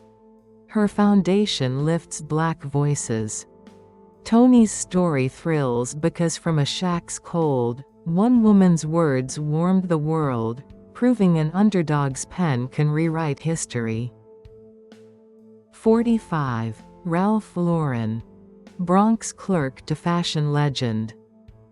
In the Bronx's crowded tenements, Ralph Lifshitz, later Ralph Lauren, grew up in the 1940s. His immigrant parents painting houses, their meals bread and soup, meals bread and soup. Style was my dream, he said, voice warm. Recalling sketching designs, his clothes secondhand, dodging bullies. At 16, he sold ties, his hands trembling, stores rejecting him for no degree, his family facing eviction. Will I ever design? He asked, his sketches piling up. In 1967, with $50,000, he started Polo, but buyers mocked his wide ties, his apartment a workshop, his wife cooking scraps. I felt like a failure, he admitted, crying over debts. In 1972, his polo shirts exploded. And by 2025, his $7 billion empire dresses the world. His foundation aids cancer care. Ralph's story thrills because from a tenement's shadows, one boy's sketches clothed the globe, proving an underdog's style can shape elegance. 46. Steven Spielberg. Bullied kid to film titan. In Cincinnati, Ohio, Steven Spielberg grew up in the 1950s. His family's small home cramped, his dad an engineer, meals modest, anti-Semitism stinging. Movies were my refuge, he said, voice soft, recalling filming with a hand-cranked camera. His glasses mocked, his Jewish roots shunned. At 13, he made short films, but classmates laughed, his reels breaking, his dreams fragile. Will my stories shine? He asked, his mom pawning jewelry for film. Rejected by USC Film School, he worked as an intern, sneaking onto lots, his heart pounding. In 1971, his TV film Duel, impressed, but studios ignored him, his savings gone. I was invisible, he admitted, sleeping in offices. In 1975, Jaws stunned the world, and by 2025, his $4 billion empire includes E.T., Jurassic Park. His foundation aids Holocaust education. Steven's story thrills because from a bullied boy's lens, one dreamer's films lit screens, proving an underdog's vision can captivate billions. 47. Sam Walton. Farm boy to Walmart founder. In Kingfisher, Oklahoma, Sam Walton grew up in the 1920s. His family's farm failing, meals milk and bread, his dad a farmer pawning tools. Work was my way out, he said, voice steady, recalling milking cows at dawn. His hands chapped, dreaming of stores while hunger gnawed. At 10, he sold milk, his shoes worn, neighbors mocking his ambition. Will I ever own anything? He asked. His family evicted. In 1945, with $5,000, he opened a store. But landlords doubled rent, his profits gone, Sam crying in the dark. I was broke, he admitted. In 1962, he founded Walmart, but competitors laughed, calling his discount model foolish, his shelves empty. By 1985, Walmart boomed, and by 2025, a $500 billion empire spans the globe. His foundation aids education. Sam's story thrills because from a farm's dirt, one man's hustle stocked the world, proving an underdog's shelves can hold empires. 48. Aretha Franklin. Preacher's daughter to Queen of Soul. In Memphis, Tennessee, Aretha Franklin grew up in the 1940s. Her preacher dad struggling, their home a small flat, meals cornbread scraps. Music was my light, she said, voice soulful. Recalling singing in church, her mom gone, her heart broken by abuse. At 12, she toured gospel, but promoters cheated her. Her voice strained, her family hungry. Will I ever be heard? She asked, her dress torn. Pregnant at 14, she raised 2 sons. Singing in clubs, hecklers booing, her tips meager.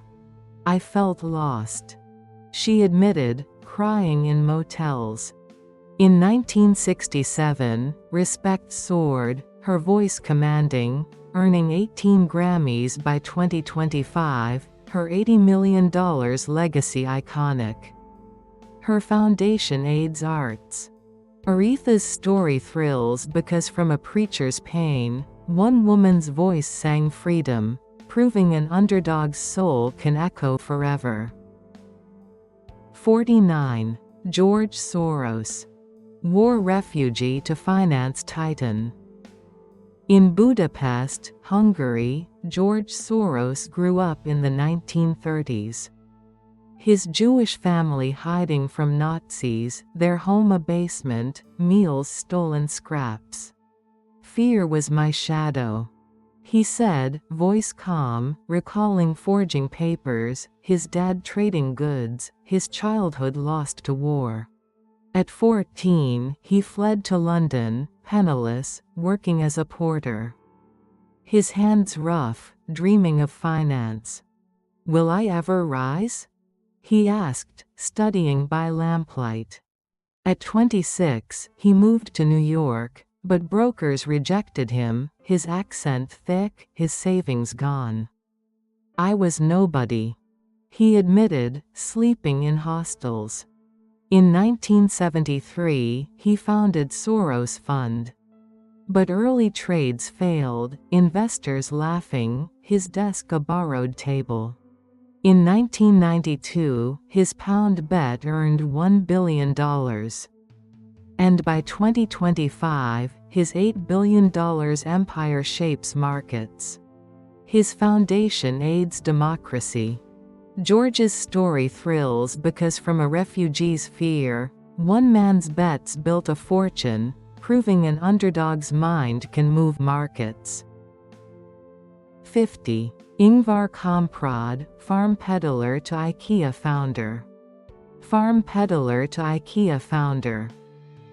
In Sweden's rural Småland, Ingvar Kamprad grew up in the 1920s, his family's farm failing, meals potatoes, his dad a farmer, their home unheated. Frugality was my lesson, he said, voice steady. Recalling selling matches at 5, his bike rusty, dreaming of stores.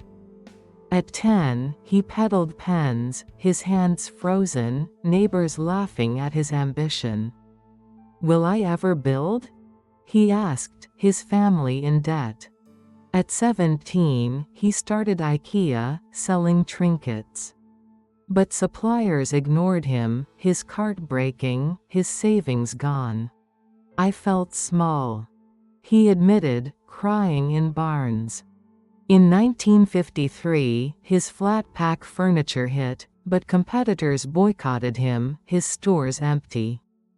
By 1980, IKEA boomed, and by 2025, a $50 billion empire furnishes the world. His foundation aids design. Ingvar's story thrills because from a farm's cold, one boy's thrift built a home empire, proving an underdog's vision can furnish dreams. 51. Keira Knightley. Working class to Hollywood actress. In a cramped London flat, Keira Knightley sat shivering in the 1980s. Her working-class family barely scraping by, her dad an actor, her mom a playwright, their meals thin soup. Rain leaked through the roof, her clothes patched. Her dreams of the stage mocked by kids calling her posh for her accent. I felt trapped. She whispered, voice trembling. Recalling nights rehearsing lines alone, her hands cold, her family's debts mounting. At 10, auditions failed, directors rejecting her for her crooked teeth. Her confidence shattered, tears soaking her script. "Will I ever shine?" she asked, her heart aching as bills piled up. Living on a friend's couch, she landed a small role in Star Wars. But critics panned her, saying she lacked star power, her spirit breaking. In 2003, Pirates of the Caribbean made her a global name, her sword fights dazzling millions, her elegance defying odds. By 2025, her Oscar nods and $60 million worth prove her triumph. Kira's saga thrills because from a leaking flat's despair, one girl's grit carved a Hollywood legend, proving an underdog's blade can cut through shadows. 52. Liz Murray. Liz Murray was born in 1980 in the Bronx, New York. Her childhood was marked by hardship. Both parents were drug addicts, and the family lived in poverty. Liz often went hungry, scavenging food from gas stations or supermarkets by age 9. At 13, she was sent to a group home, and at 14, her parents' separation led to social services intervention. She spent 35 days in a facility before her family moved to her grandfather's house. After her mother's death from AIDS in 1996, Liz became homeless at 15. Her father lived in a shelter, and she survived on the streets, scavenging or crashing with friends. A turning point came when she joined an environmental group, raising over $8,000 in 2 months, setting a record. This sparked her resolve to survive. She enrolled in Humanities Preparatory Academy in Chelsea, graduating in 2 years with a 95 average, ranking first in her class of 158. She earned a New York Times scholarship and gained admission to Harvard. A 1999 New York Times article brought public support, with readers donating clothes, food, and laundry help. She later transferred to Columbia University for her father's health, earning a psychology degree in 2009. She pursued graduate studies at Harvard Summer School, aiming to become a counselor. Her success stemmed from persistence. She co-founded the Arthur Project, a youth mentoring organization, and began speaking professionally in 1999. Sharing stages with figures like Tony Blair and the Dalai Lama. Her 2003 Lifetime movie, Homeless to Harvard: The Liz Murray Story, which she co-produced and appeared in, earned 3 Emmy nominations. Her 2010 memoir, Breaking Night, became a New York Times bestseller, published in 12 countries. She received the 2004 Chutzpah Award from Oprah Winfrey and the 2011 Alex Award. Liz's story shows how determination can overcome adversity. 53. Mo Farah. Somali refugee to Olympic champion. In a dusty Somali village, Mo Farah ran barefoot in the 1980s. His refugee family fleeing war, their tent tattered, meals scarce, water and bread. Gunfire echoed, his feet blistered, his dreams of tracks mocked by soldiers. "I felt hunted," he said, voice steady, recalling hiding from militias, his hands trembling, his family's hope fading. At 8, in London, he faced racism, kids beating him, his shoes stolen, his spirit crushed. Will I ever run free? He asked, his heart pounding in cold parks. Living in a cramped flat, he trained on cracked sidewalks, coaches ignoring him, his legs aching from hunger. I was invisible, he admitted, tears mixing with rain. In 2012, he won double Olympic golds, his Mobot, dance electrifying the world, his legacy worth millions by 2025. His charity aids refugees. Mo's saga thrills because from a war-torn flight, one boy's strides raced to glory, proving an underdog's pace can outrun despair. 54. Denzel Washington. Denzel Washington was born in 1954 in Mount Vernon, New York. His father was a Pentecostal minister and worker, his mother a beauty parlor owner. Their divorce at 14 disrupted his life, leading him to troubled friends and risky behavior. His mother sent him to Oakland Military Academy in Florida, a decision he later said saved him, as many peers ended up in prison. In his teens, he struggled with direction, but a summer camp talent show sparked his interest in acting. He earned a drama and journalism degree from Fordham University in 1977, and studied at the American Conservatory Theater before returning to New York. Early off-Broadway roles provided little stability. His breakthrough came with the NBC series Saint Elsewhere. His role in A Soldier's Story built momentum, followed by an Oscar for Best Supporting Actor in Glory. He won Best Actor for Training Day. Films like Malcolm X, The Hurricane, and The Equalizer series cemented his stardom. As a director, he helmed Antoine Fisher and Fences, earning Oscar nominations. His Broadway role in Fences won a Tony Award. His achievements include 2 Academy Awards, 3 Golden Globes, a Tony, and the 2025 Presidential Medal of Freedom. Denzel's success came from his mother's intervention and relentless effort.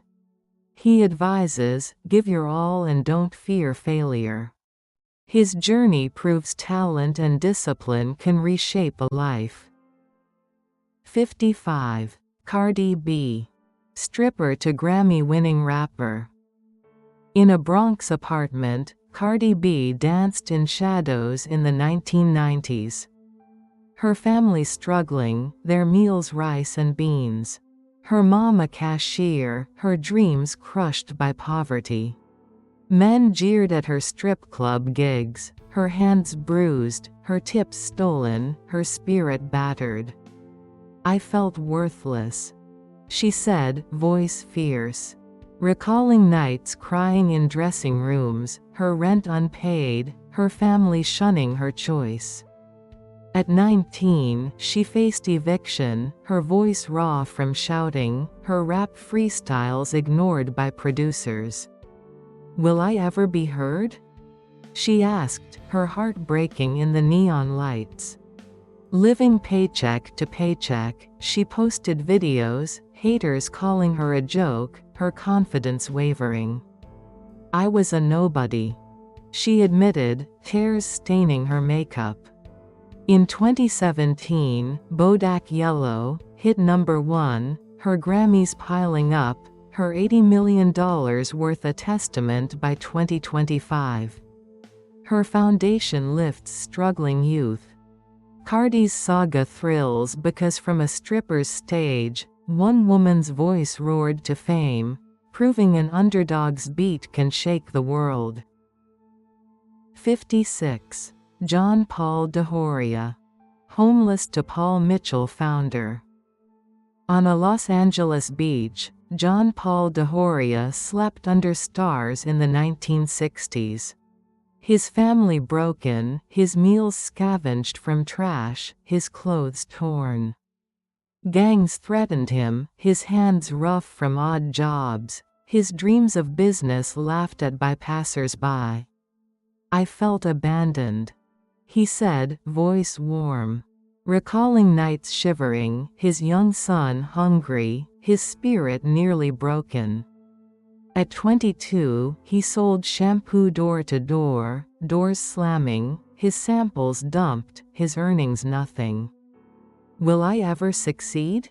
he asked, his heart sinking as debts grew. Living in his car, he partnered with a friend. But investors rejected them, calling their hair product a flop, his hope fading. "I was lost," he admitted, tears mixing with sea salt. In 1980, Paul Mitchell took off, his fortune hitting $4 billion by 2025, his charity aiding the homeless. John's story thrills because from a beach's despair, one man's bottle built an empire, proving an underdog's rinse can wash away poverty. 57. Bethany Hamilton. A dramatic portrayal of Bethany surfing with one arm, a wave crashing, ocean blues with vibrant corals.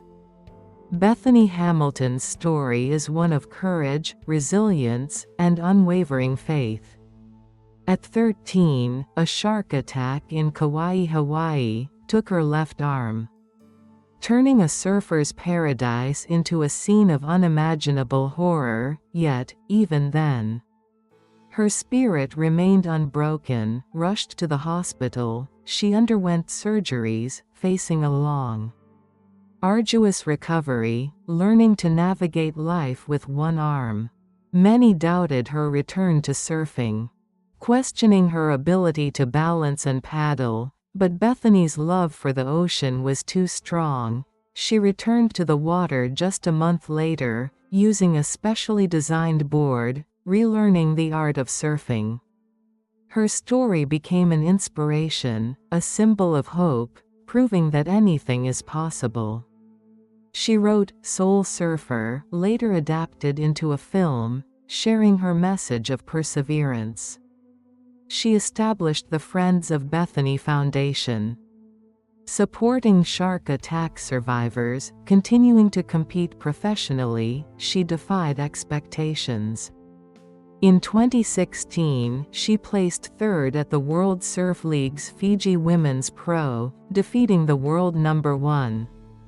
Bethany's journey from tragedy to triumph is a testament to the human spirit, a reminder that we can overcome any obstacle with courage and belief.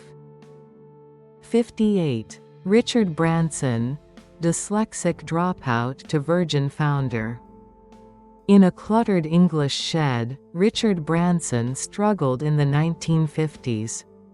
His dyslexic mind battling school, his family's farm failing, their meals sparse potatoes. Teachers called him slow, his letters jumbled, his dreams of business mocked by peers. "I felt stupid," he said, voice bold. Recalling hiding his shame, his hands shaky with failed tests, his confidence crumbling. At 16, he dropped out, selling records from a phone booth, rain soaking him, his earnings stolen. "Will I ever build?" he asked, his heart sinking as debts grew. Living in a barn, he launched Virgin, but planes crashed, his records flopped, investors abandoning him, his spirit broken.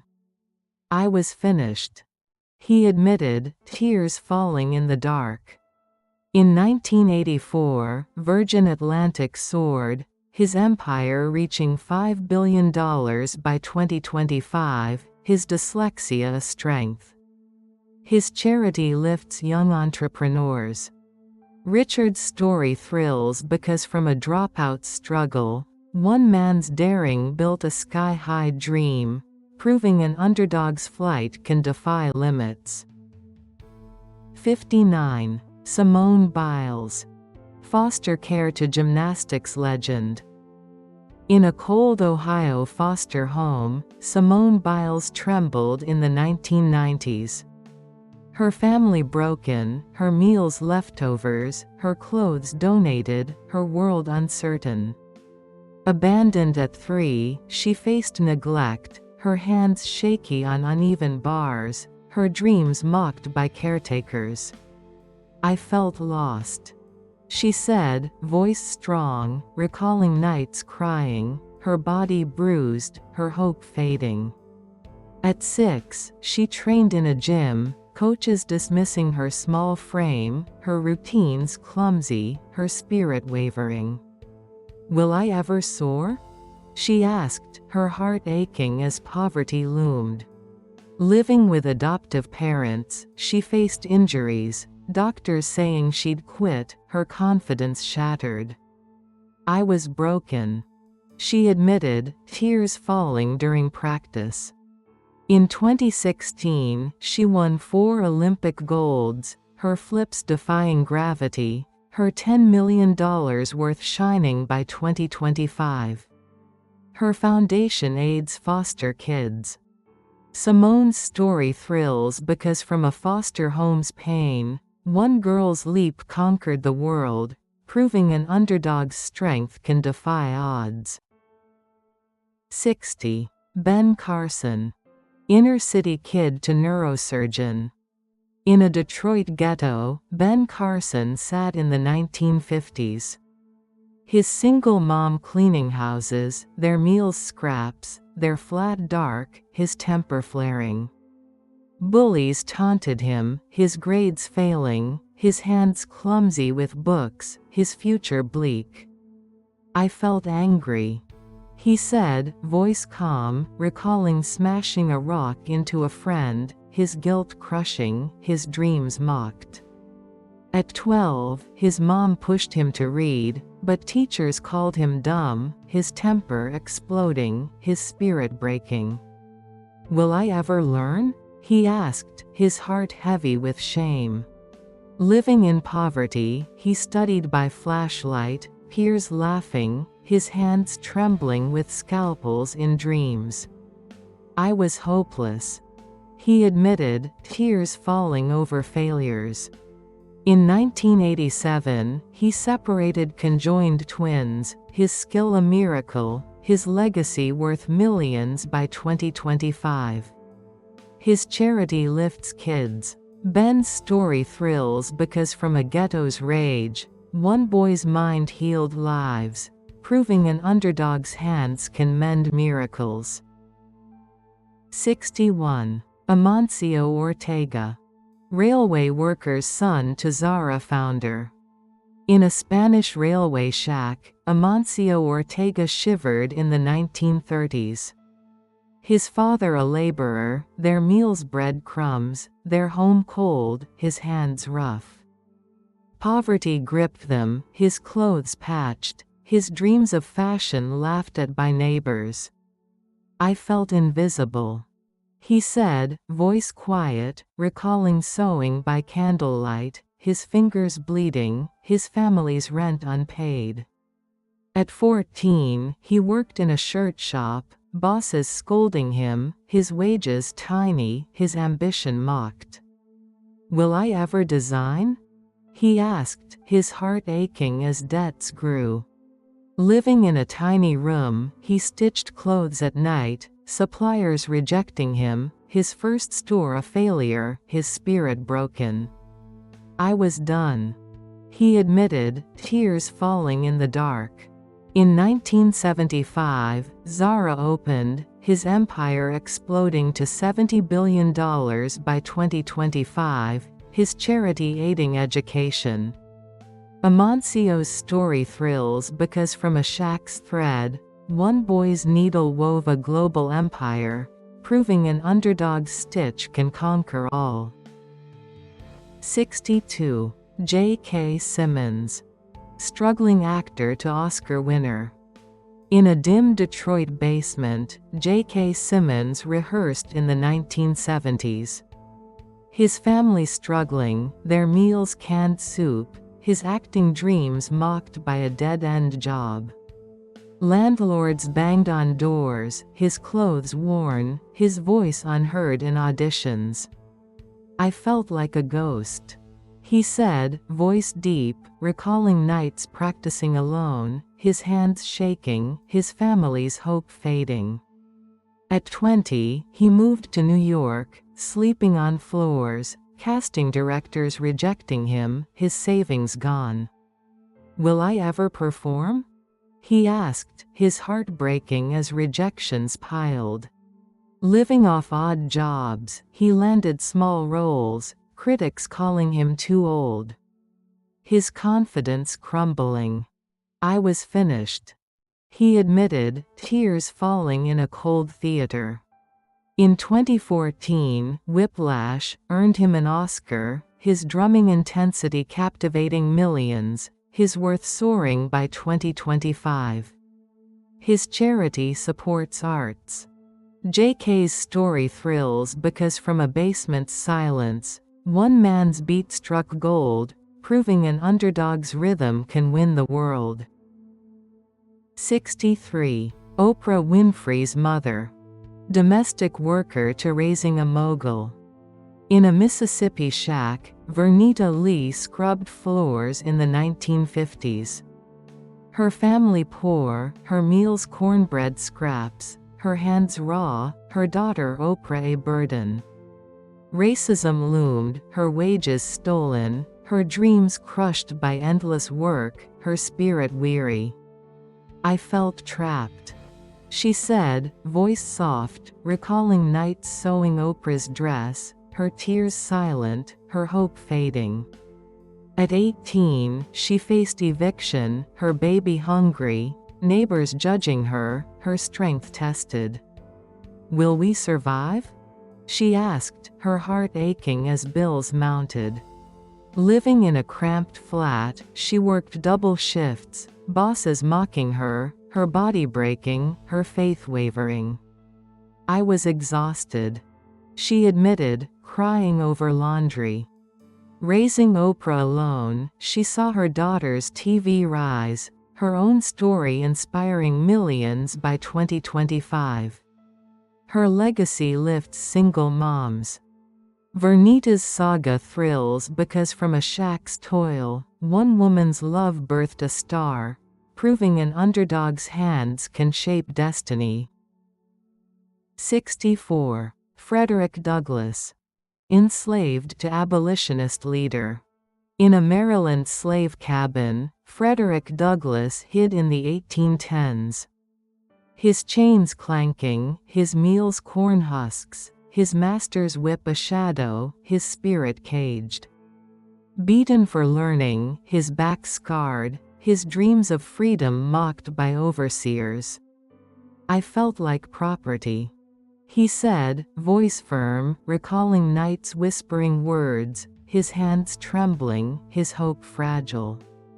At 16, he taught himself to read, risking death, his body bruised, his mind awakening. "Will I ever be free?" he asked, his heart pounding as escape loomed. Fleeing north, he hid in attics, bounty hunters near, his family left behind, his soul tested. "I was hunted," he admitted, tears falling in the dark. In 1845, his speeches ignited abolition, his book selling millions, his legacy a beacon by 2025. His work lifts the oppressed. Frederick's story thrills because from a slave's chains, one man's voice broke tyranny, proving an underdog's words can shatter bonds. 65. Vera Wang. Immigrant's daughter to fashion designer. In a New York tenement, Vera Wang stitched in the 1950s. Her immigrant parents struggling, their meals rice, their flat cramped, her dreams of ice skating faded. Bullied for her heritage, her hands raw from chores, her sketches laughed at by peers.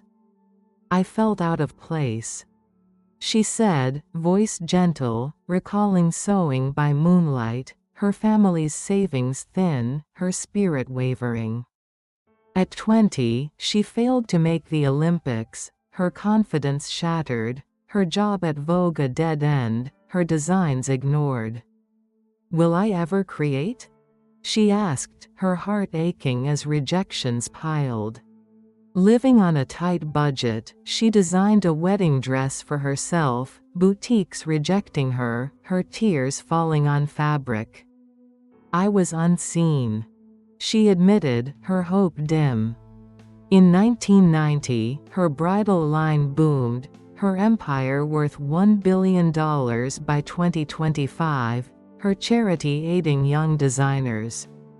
Vera's story thrills because from a tenement's thread, one woman's gown wove elegance, proving an underdog's stitch can crown beauty. 66. Tony Hawk, skateboarder to cultural icon. In a San Diego garage, Tony Hawk fell in the 1970s. His middle-class home modest, his meals simple, his skateboard a scratched plank, his dreams mocked by jocks. Injuries piled up, his knees bleeding, his parents worried, his spirit bruised. "I felt like a failure," he said, voice earnest, recalling crashing into walls, his hands raw, his confidence shaken. At 12, he competed, judges booing, his tricks sloppy, his hope fading. "Will I ever fly?" he asked, his heart aching as debts grew. Living with scars, he practiced alone, sponsors dropping him, his body breaking, his tears mixing with sweat. "I was done," he admitted, crying after falls. In 1999, he landed the first 900, his name a skateboarding legend, his worth $140 million by 2025. His foundation lifts young skaters. Tony's story thrills because from a garage's crashes, one boy's board soared to fame, proving an underdog's wheels can spin glory. 67. J.R.R. Tolkien. A magical scene of Tolkien riding in a trench, a Middle-earth landscape emerging, rugged grays with mystical greens. J.R.R. Tolkien's journey from hardship to literary triumph showcases resilience fueled by imagination. His early life was marked by financial strain after his mother's conversion to Roman Catholicism. Severing support from Anglican relatives, plunging the family into poverty. This worsened after his mother's death from diabetes when Tolkien was 12. These experiences shaped his worldview, instilling empathy and awareness of life's fragility. Themes resonating in his Middle-earth tales, where characters face challenges and make sacrifices. Tolkien's academic pursuits offered stability. He excelled in philology and literature, becoming an Oxford professor. His literary success began in World War I trenches. Serving in the Lancashire Fusiliers, Tolkien witnessed war's horrors, leaving a mark. Amid chaos, he sought solace in language and mythology, crafting narratives of the Silmarillion.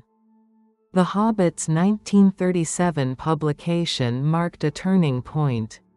The children's book was an unexpected success, paving the way for The Lord of the Rings. This trilogy, published between 1954 and 1955, cemented Tolkien's place as a literary giant. Drawing readers into a world filled with hobbits, elves, dwarves, and the battle between good and evil. Despite mixed critical reception, The Lord of the Rings captured imaginations, becoming a cultural phenomenon. The success brought financial security, allowing him to retire and write full-time. Royalties were so substantial he regretted early retirement, a testament to his creation's popularity. Even after fame, Tolkien remained grounded, maintaining a humble lifestyle. He was known for generosity, engaging with fans and sharing Middle-earth insights. Tolkien's story proves imagination's power, the human spirit's resilience, and the appeal of stories exploring love, loss, and the battle between light and darkness. His journey inspires writers, reminding us that even in darkness, creativity can ignite greatness. 68. J.D. Rockefeller. Poor clerk to oil tycoon. In a Cleveland attic, J.D. Rockefeller toiled in the 1850s. His family broke, their meals bread, his dad a con man, his hands ink-stained. Poverty haunted him, his clothes patched, his dreams of wealth mocked by bosses. "I felt trapped," he said, voice firm, recalling counting pennies late, his fingers cramped, his family's rent due. At 16, he clerked, wages stolen, his ledger errors scorned, his spirit tested. "Will I ever rise?" he asked, his heart heavy as debts loomed. Living on scraps, he invested in oil, partners cheating him, his first well a failure, his hope fading. "I was broke," he admitted, tears falling in the night. In 1870, Standard Oil dominated, his fortune exploding to $400 billion by 2025. His charity transformed education. J.D.'s story thrills because from an attic's toil, one clerk's oil gushed riches, proving an underdog's barrel can flood success. 69. Alicia Keys. Mixed-race roots to music superstar. In a Harlem flat, Alicia Keys played piano in the 1980s. Her mixed-race family poor, their meals rice, her dad gone, her hands small. Bullies taunted her heritage, her clothes second-hand, her dreams of music laughed at by peers. "I felt alone," she said, voice soulful, recalling practicing late, her fingers aching, her mom's tears over rent. At 12, she wrote songs, teachers dismissing her, her school a struggle, her spirit wavering. "Will I ever sing?" she asked, her heart breaking as poverty grew. Living in a cramped room, she recorded demos, labels rejecting her, her voice cracking, her hope dim. "I was unheard," she admitted, crying into her keys. In 2001, Fallen, soared, her 15 Grammys shining, her $150 million worth glowing by 2025. Her charity lifts youth.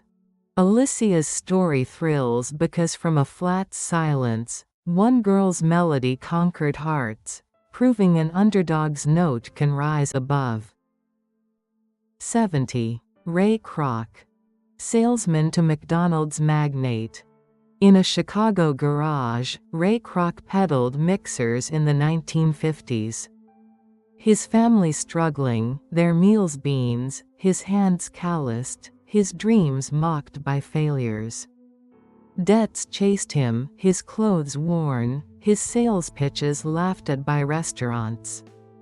"I felt useless," he said, voice gritty, recalling driving miles, his car breaking, his spirit waning. At 52, he visited a burger stand, owners rejecting his ideas, his age a barrier, his hope fading.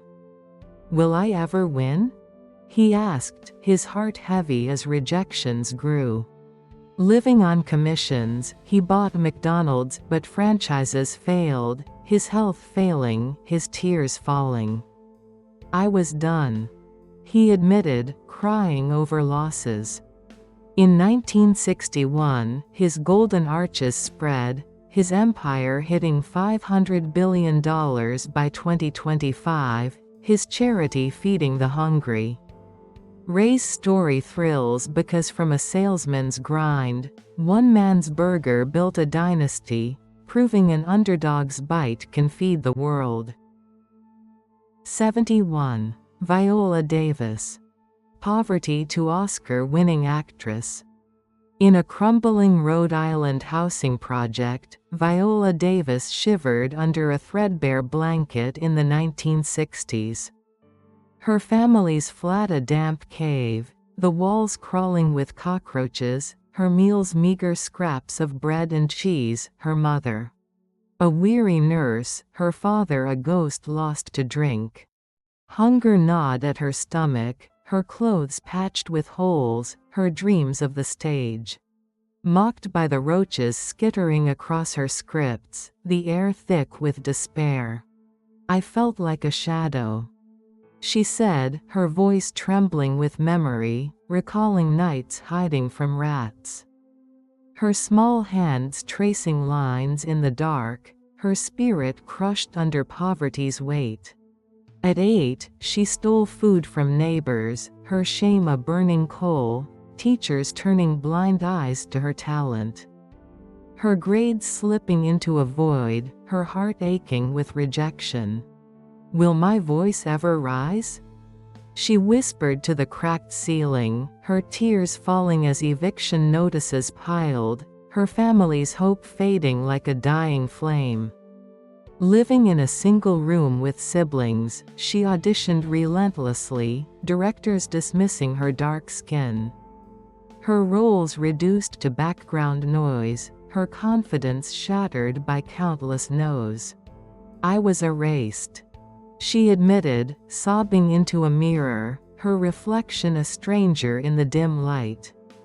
Then, in 2015, her role in Fences ignited the screen, earning her an Oscar, her raw power captivating millions, her net worth climbing to $25 million by September 2025. Her foundation now lifts young actors from poverty. Viola's story thrills because from a project's darkness, one woman's cry lit up the world, proving an underdog's voice can shatter silence. 72. Michael Jordan. Cut from team to NBA legend. In a dimly lit Wilmington gym, Michael Jordan dribbled a worn ball in the 1970s.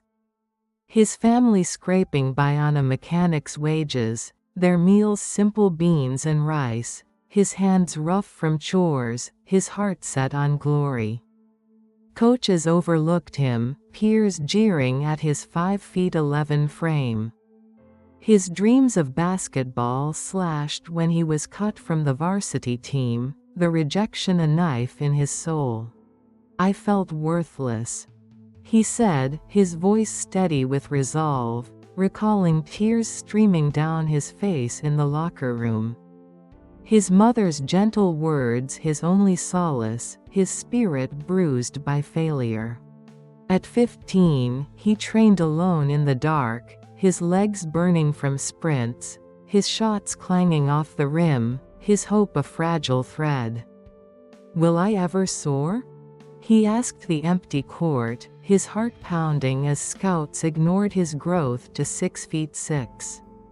Living with doubt, he faced college rejections, his games unseen, his confidence wavering under pressure, his tears hidden after missed shots. I was nothing, he confessed, his voice breaking in the silence.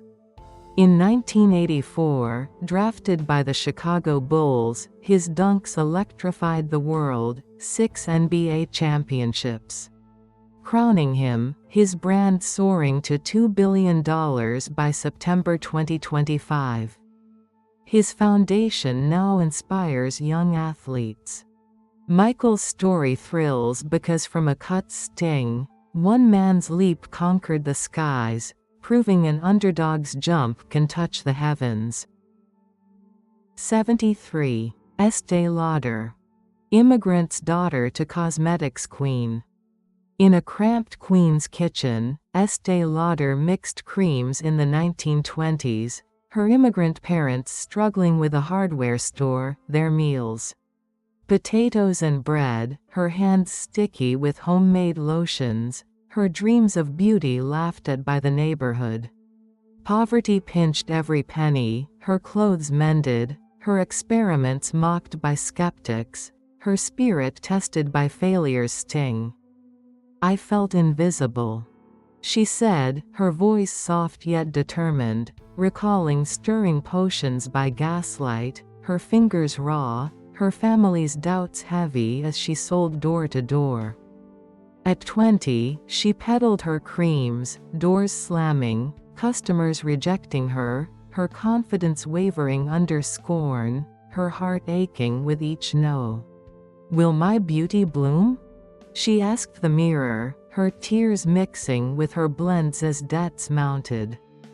Living in a tiny apartment, she faced factory rejections, her products spilling, her husband's support her lifeline, her hope dimming in the struggle. "I was a nobody," she admitted, crying over spilled jars. In 1946, her brand launched, her sales soaring to $1 billion by 2025, her legacy a makeup empire. Este's story thrills because from a kitchen's mess, one woman's touch painted elegance, proving an underdog's cream can create a crown. 74. Chris Pine. Struggling actor to Hollywood star. In a cluttered Los Angeles garage, Chris Pine rehearsed lines in the 1990s. His family middle class but strained, their meals modest pasta, his hands flipping scripts, his dreams of fame mocked by empty auditions. Rejection letters piled up, his clothes thrift store finds, his confidence battered by silence, his spirit worn thin. "I felt like a ghost," he said, his voice carrying a hint of humor, recalling sleeping on couches, his fingers tracing roles he'd never get, his heart heavy with doubt. At 23, he waited tables, casting directors ignoring him, his tall frame a liability, his hope fading with each missed call. "Will I ever shine?" he asked the ceiling, his tears falling as rent loomed, his savings dwindling to nothing. Living paycheck to paycheck, he landed bit parts, critics panning him, his early films flopping, his spirit breaking under the weight. "I was invisible," he admitted, crying after another rejection.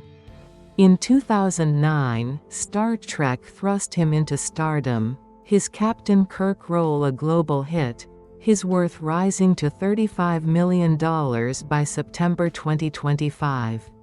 Chris's story thrills because from a garage's echo, one man's light pierced Hollywood, proving an underdog's script can rewrite destiny. 75. Cher. A bold depiction of Cher singing in a trailer, a stage with feathers rising, warm browns with vibrant reds. Cher's life showcases incredible grit. Born Sherilyn Sarkeesian in El Centro, California, her early days were tough, marked by her parents' divorce and financial instability. Her mother, Georgia Holt, often struggled, sometimes placing Cher in foster care.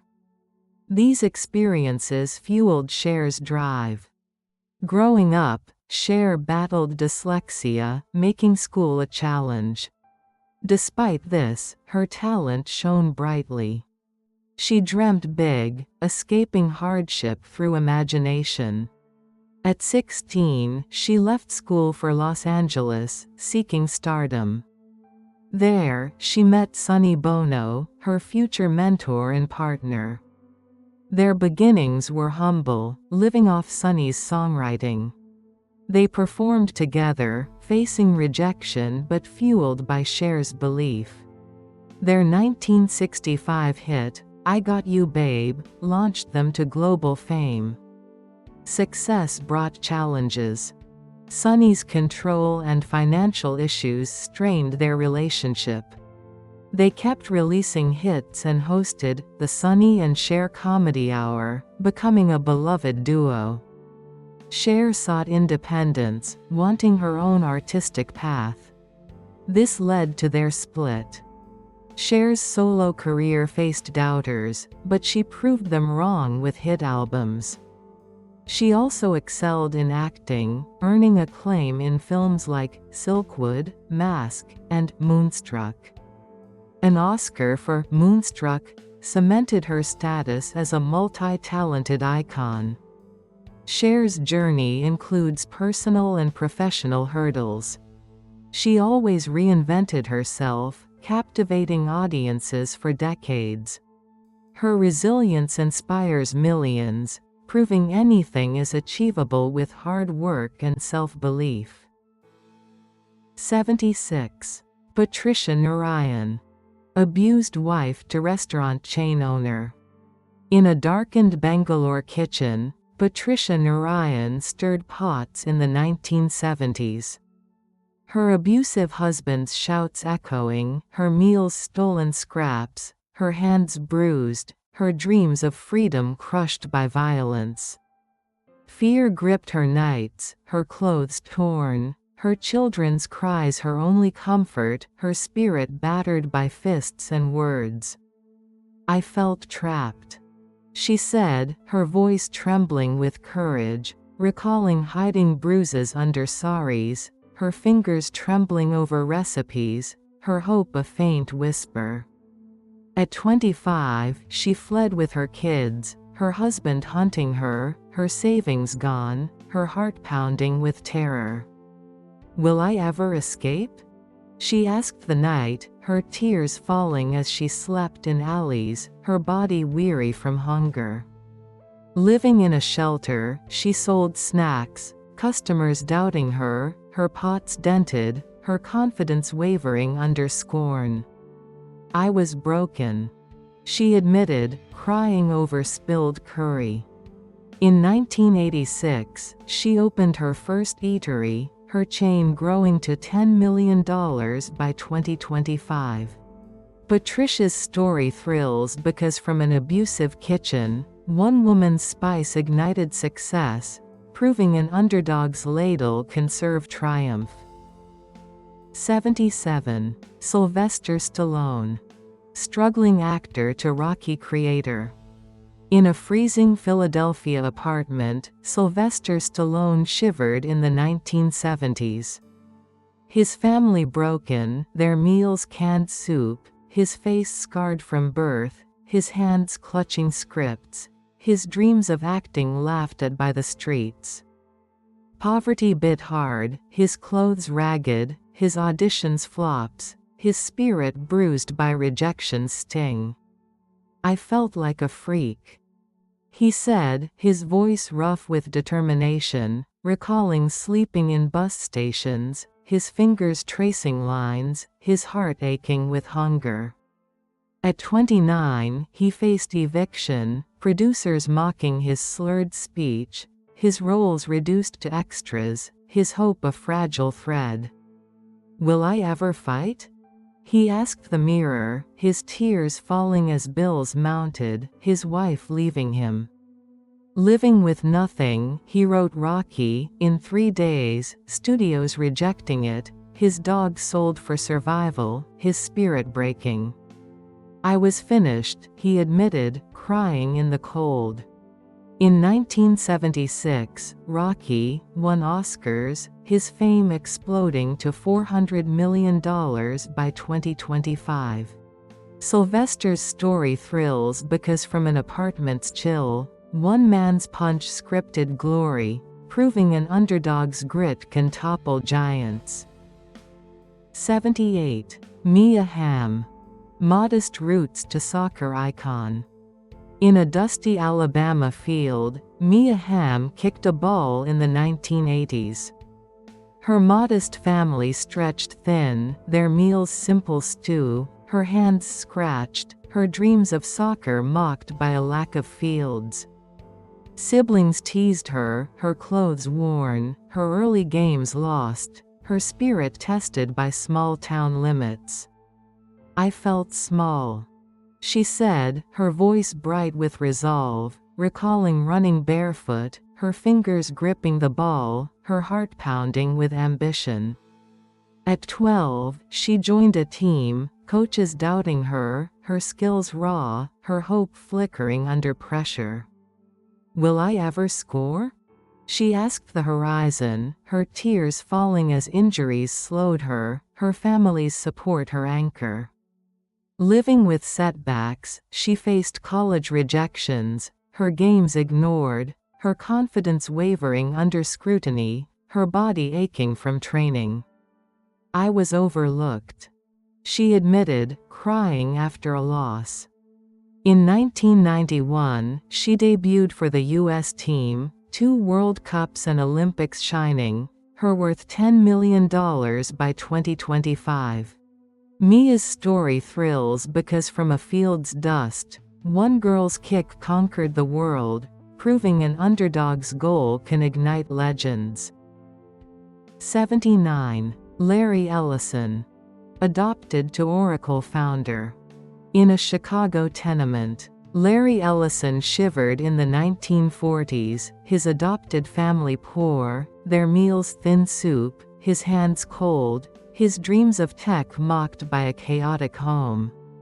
Abandoned by his mother, his clothes hand-me-downs, his early life a blur of foster care, his spirit bruised by rejection.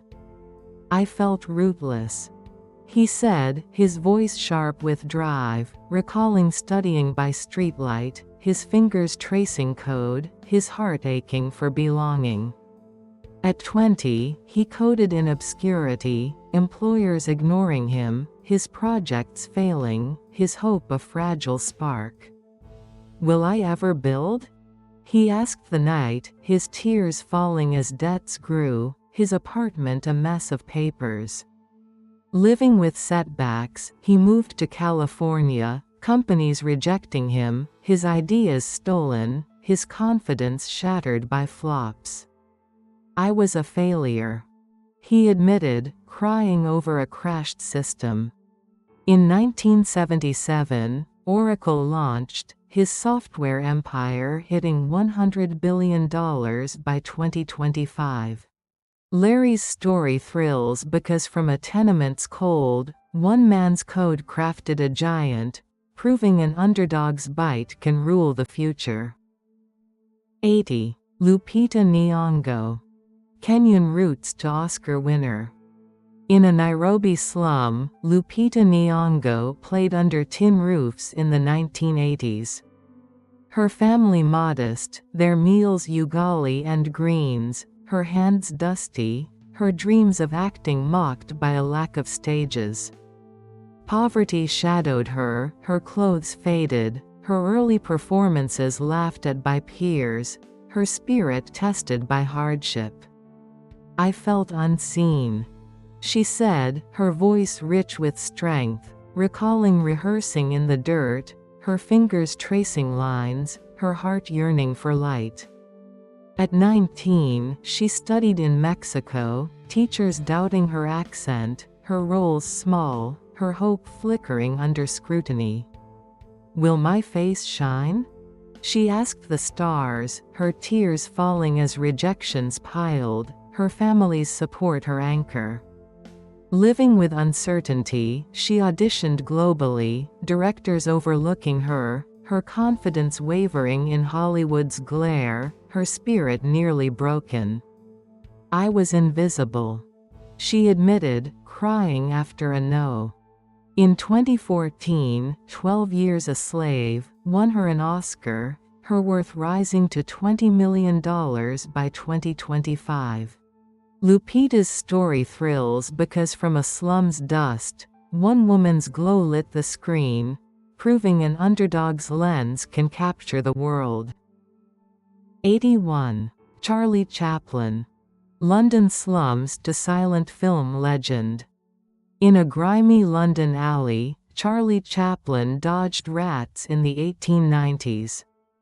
His family destitute, their meals thin gruel, his clothes tattered, his hands clutching a battered cane, his dreams of performance mocked by the slum's despair. His mother's voice faded into madness, his father a drunkard, his childhood a blur of hunger and cold, his spirit battered by poverty's grip. "I felt like a ghost," he said, his voice a whisper of memory, recalling dancing for pennies, his fingers trembling, his heart aching with each jeer from the crowd. At 10, he joined a troupe, audiences booing his clumsy steps, his shoes worn through, his hope a fragile thread in the fog. "Will I ever shine?" he asked the damp walls, his tears falling as eviction loomed, his young face streaked with soot. Living on the streets, he honed his craft, producers rejecting him, his silent routines ignored, his confidence shattered by failure's weight. "I was nothing," he admitted, crying in a shelter's corner. In 1914, Kid Auto Races launched his tramp, his films enchanting the world, his legacy worth millions by September 2025. Charlie's story thrills because from a slum's shadows, one boy's walk wove magic, proving an underdog's step can dance into history. 82. John Woo. Poor upbringing to action film director. In a crowded Hong Kong tenement, John Woo sketched action scenes in the 1950s. His family impoverished, their meals rice and scraps, his hands stained with ink, his dreams of cinema mocked by a life of hardship. Floods soaked their home, his clothes ragged, his early films laughed at by peers, his spirit tested by scarcity's sting. "I felt like a dreamer lost," he said, his voice steady with passion, recalling drawing by candlelight, his fingers cramped, his heart pounding with ambition. At 15, he worked odd jobs, studios rejecting him, his scripts torn up, his hope a flickering flame in the dark. "Will my vision fly?" he asked the ceiling, his tears falling as debts grew, his family's struggles weighing heavy. Living in a cramped room, he directed low-budget flops, critics panning him, his crew abandoning him, his confidence shattered by failure. "I was a failure," he admitted, crying over ruined sets. In 1986, A Better Tomorrow exploded, his action style redefining cinema, his worth reaching $50 million by September 2025. John's story thrills because from a tenement's ink, one man's bullets scripted glory, proving an underdog's lens can shoot to stardom. 83. Angela Merkel. East Germany to Chancellor. In a grey East Berlin apartment, Angela Merkel studied by candlelight in the 1960s. Her family modest under communist rule, their meals sparse potatoes, her hands cold, her dreams of science mocked by a stifling regime. Walls loomed with surveillance, her clothes plain, her early research ignored, her spirit tested by oppression's shadow. "I felt caged," she said, her voice calm with resolve, recalling hiding books, her fingers tracing equations, her heart aching for freedom. At 20, she faced Stasi scrutiny, universities rejecting her, her applications stalled, her hope a fragile spark. "Will I ever lead?" she asked the Iron Curtain, her tears falling as restrictions tightened, her family's whispers her strength. Living under watch, she earned a doctorate, colleagues doubting her, her political rise slow, her confidence wavering in the East's gloom. "I was unnoticed," she admitted, crying over setbacks. In 2005, she became Germany's chancellor, her leadership shaping Europe, her legacy enduring by September 2025. Angela's story thrills because from a curtain's chill, one woman's mind governed nations, proving an underdog's will can break barriers. 84. Kofi Annan. Ghanaian roots to UN Secretary-General. In a dusty Kumasi village, Kofi Annan carried water in the 1940s. His family humble, their meals yam and stew, his hands rough, his dreams of peace mocked by tribal strife. Poverty shadowed his steps, his clothes patched, his early education disrupted, his spirit tested by hardship's weight. I felt powerless. He said, his voice gentle with purpose, recalling reading by oil lamp, his fingers tracing maps, his heart yearning for unity. At 18, he sought a scholarship, schools rejecting him, his applications lost, his hope a faint glow. Will I ever serve? He asked the stars, his tears falling as funds ran dry, his family's support his anchor. Living with uncertainty, he studied abroad, peers doubting him, his UN career slow, his confidence wavering under skepticism. I was overlooked. He admitted, crying over rejections. In 1997, he led the UN, his peace efforts earning a Nobel Prize, his legacy inspiring by September 2025. Kofi's story thrills because from a village's dust, one man's heart united the world, proving an underdog's hand can heal nations. 85. Jim Carrey. Homeless teen to comedy star. In a Toronto van, Jim Carrey shivered in the 1970s. His family broke, their meals stale bread, his hands cold, his dreams of laughter mocked by a life on wheels.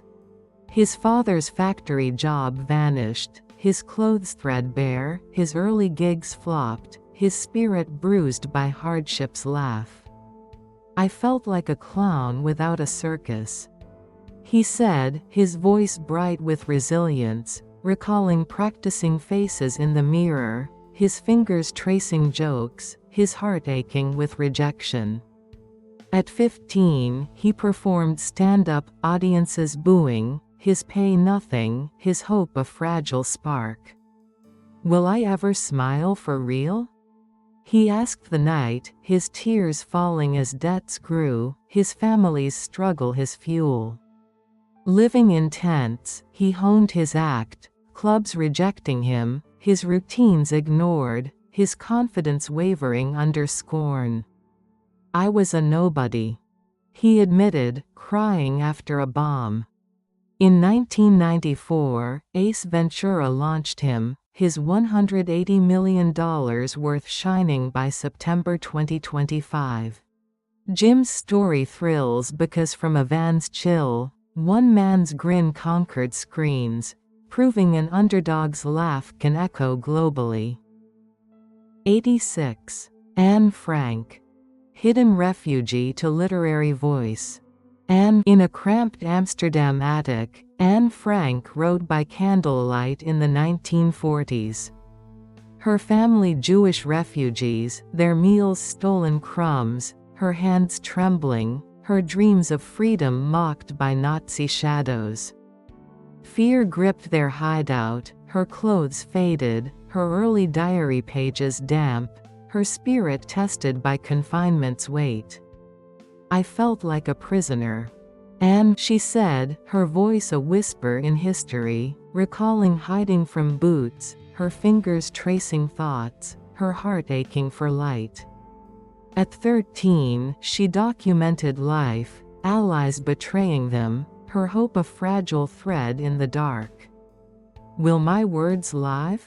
And she asked the walls, her tears falling as rations dwindled, her family's courage her shield. Living in silence, she wrote relentlessly, captors nearing, her diary her solace, her confidence wavering under terror. I was forgotten. And she admitted, her last entry a cry. And in 1947, her diary published, its voice inspiring millions, its legacy eternal by September 2025. Anne's story thrills because from an attic's hush, one girl's pen pierced history, proving an underdog's words can outlast war. 87. George Lucas. Modest roots to Star Wars creator. In a quiet Modesto garage, George Lucas tinkered with cameras in the 1950s. His family modest farmers, their meals corn and meat, his hands oily, his dreams of film mocked by a small-town life. A car crash nearly killed him, his clothes torn, his early shorts laughed at, his spirit bruised by doubt. I felt like a dreamer stuck. He said, his voice thoughtful with vision, recalling editing in the dark, his fingers splicing reels, his heart aching for stars. At 20, he studied film, professors dismissing him, his projects failing, his hope a faint pulse. Will my galaxy rise? He asked the night, his tears falling as funds ran low, his family's skepticism his challenge. Living with setbacks, he pitched Star Wars, studios rejecting him, his script mocked, his confidence wavering under pressure. I was a fool, he admitted, crying over rejections. In 1977, the film launched, his empire hitting $10 billion by September 2025. George's story thrills because from a garage's hum, one man's stars lit the universe, proving an underdog's frame can capture infinity. 88. Sonia Sotomayor. Bronx projects to Supreme Court justice. In a gritty Bronx project, Sonia Sotomayor studied in the 1950s. Her family poor, their meals rice and beans, her hands shaky, her dreams of law mocked by a crumbling world. Diabetes struck young, her clothes hand-me-downs, her early grades slipping, her spirit tested by hardship's weight. I felt lost, she said, her voice firm with purpose, recalling reading by dim light, her fingers tracing cases, her heart yearning for justice.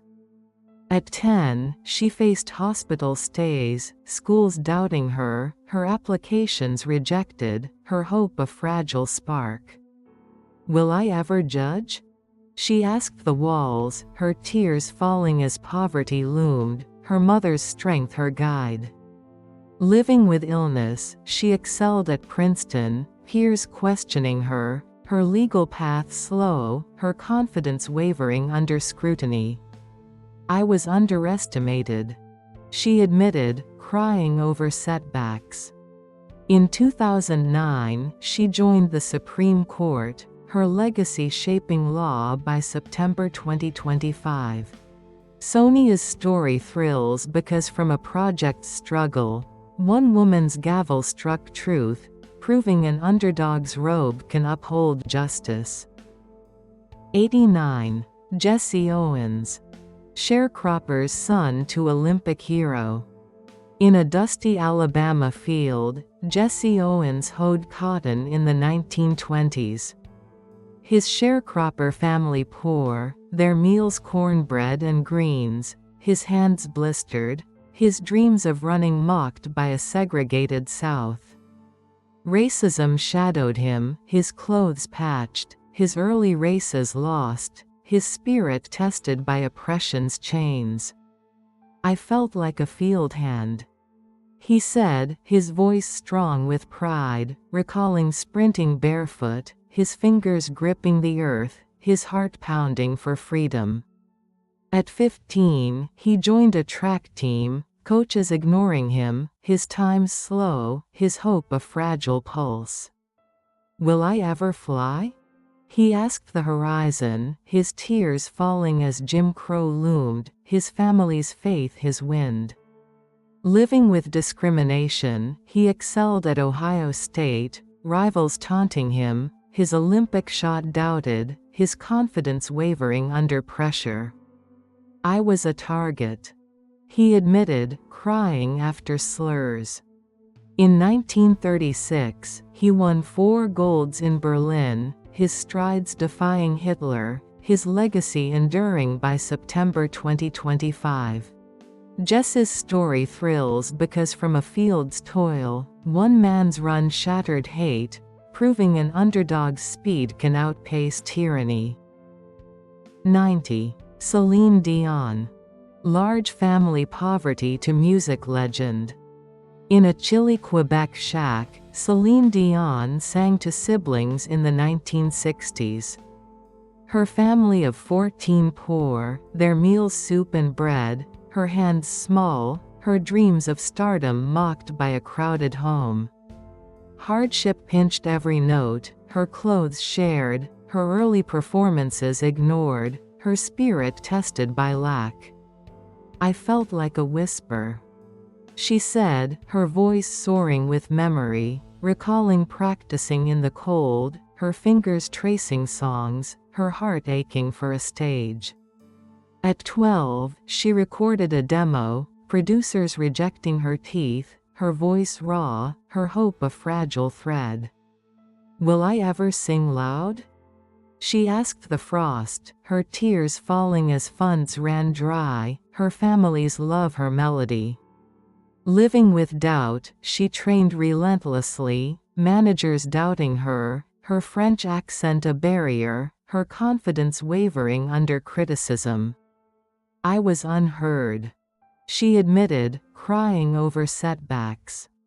In 1990, Unison launched her, 5 Grammys and $800 million, crowning her by September 2025.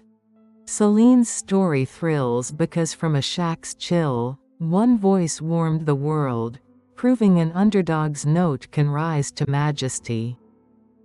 91. Elon Musk's mother. Struggling model to nutritionist.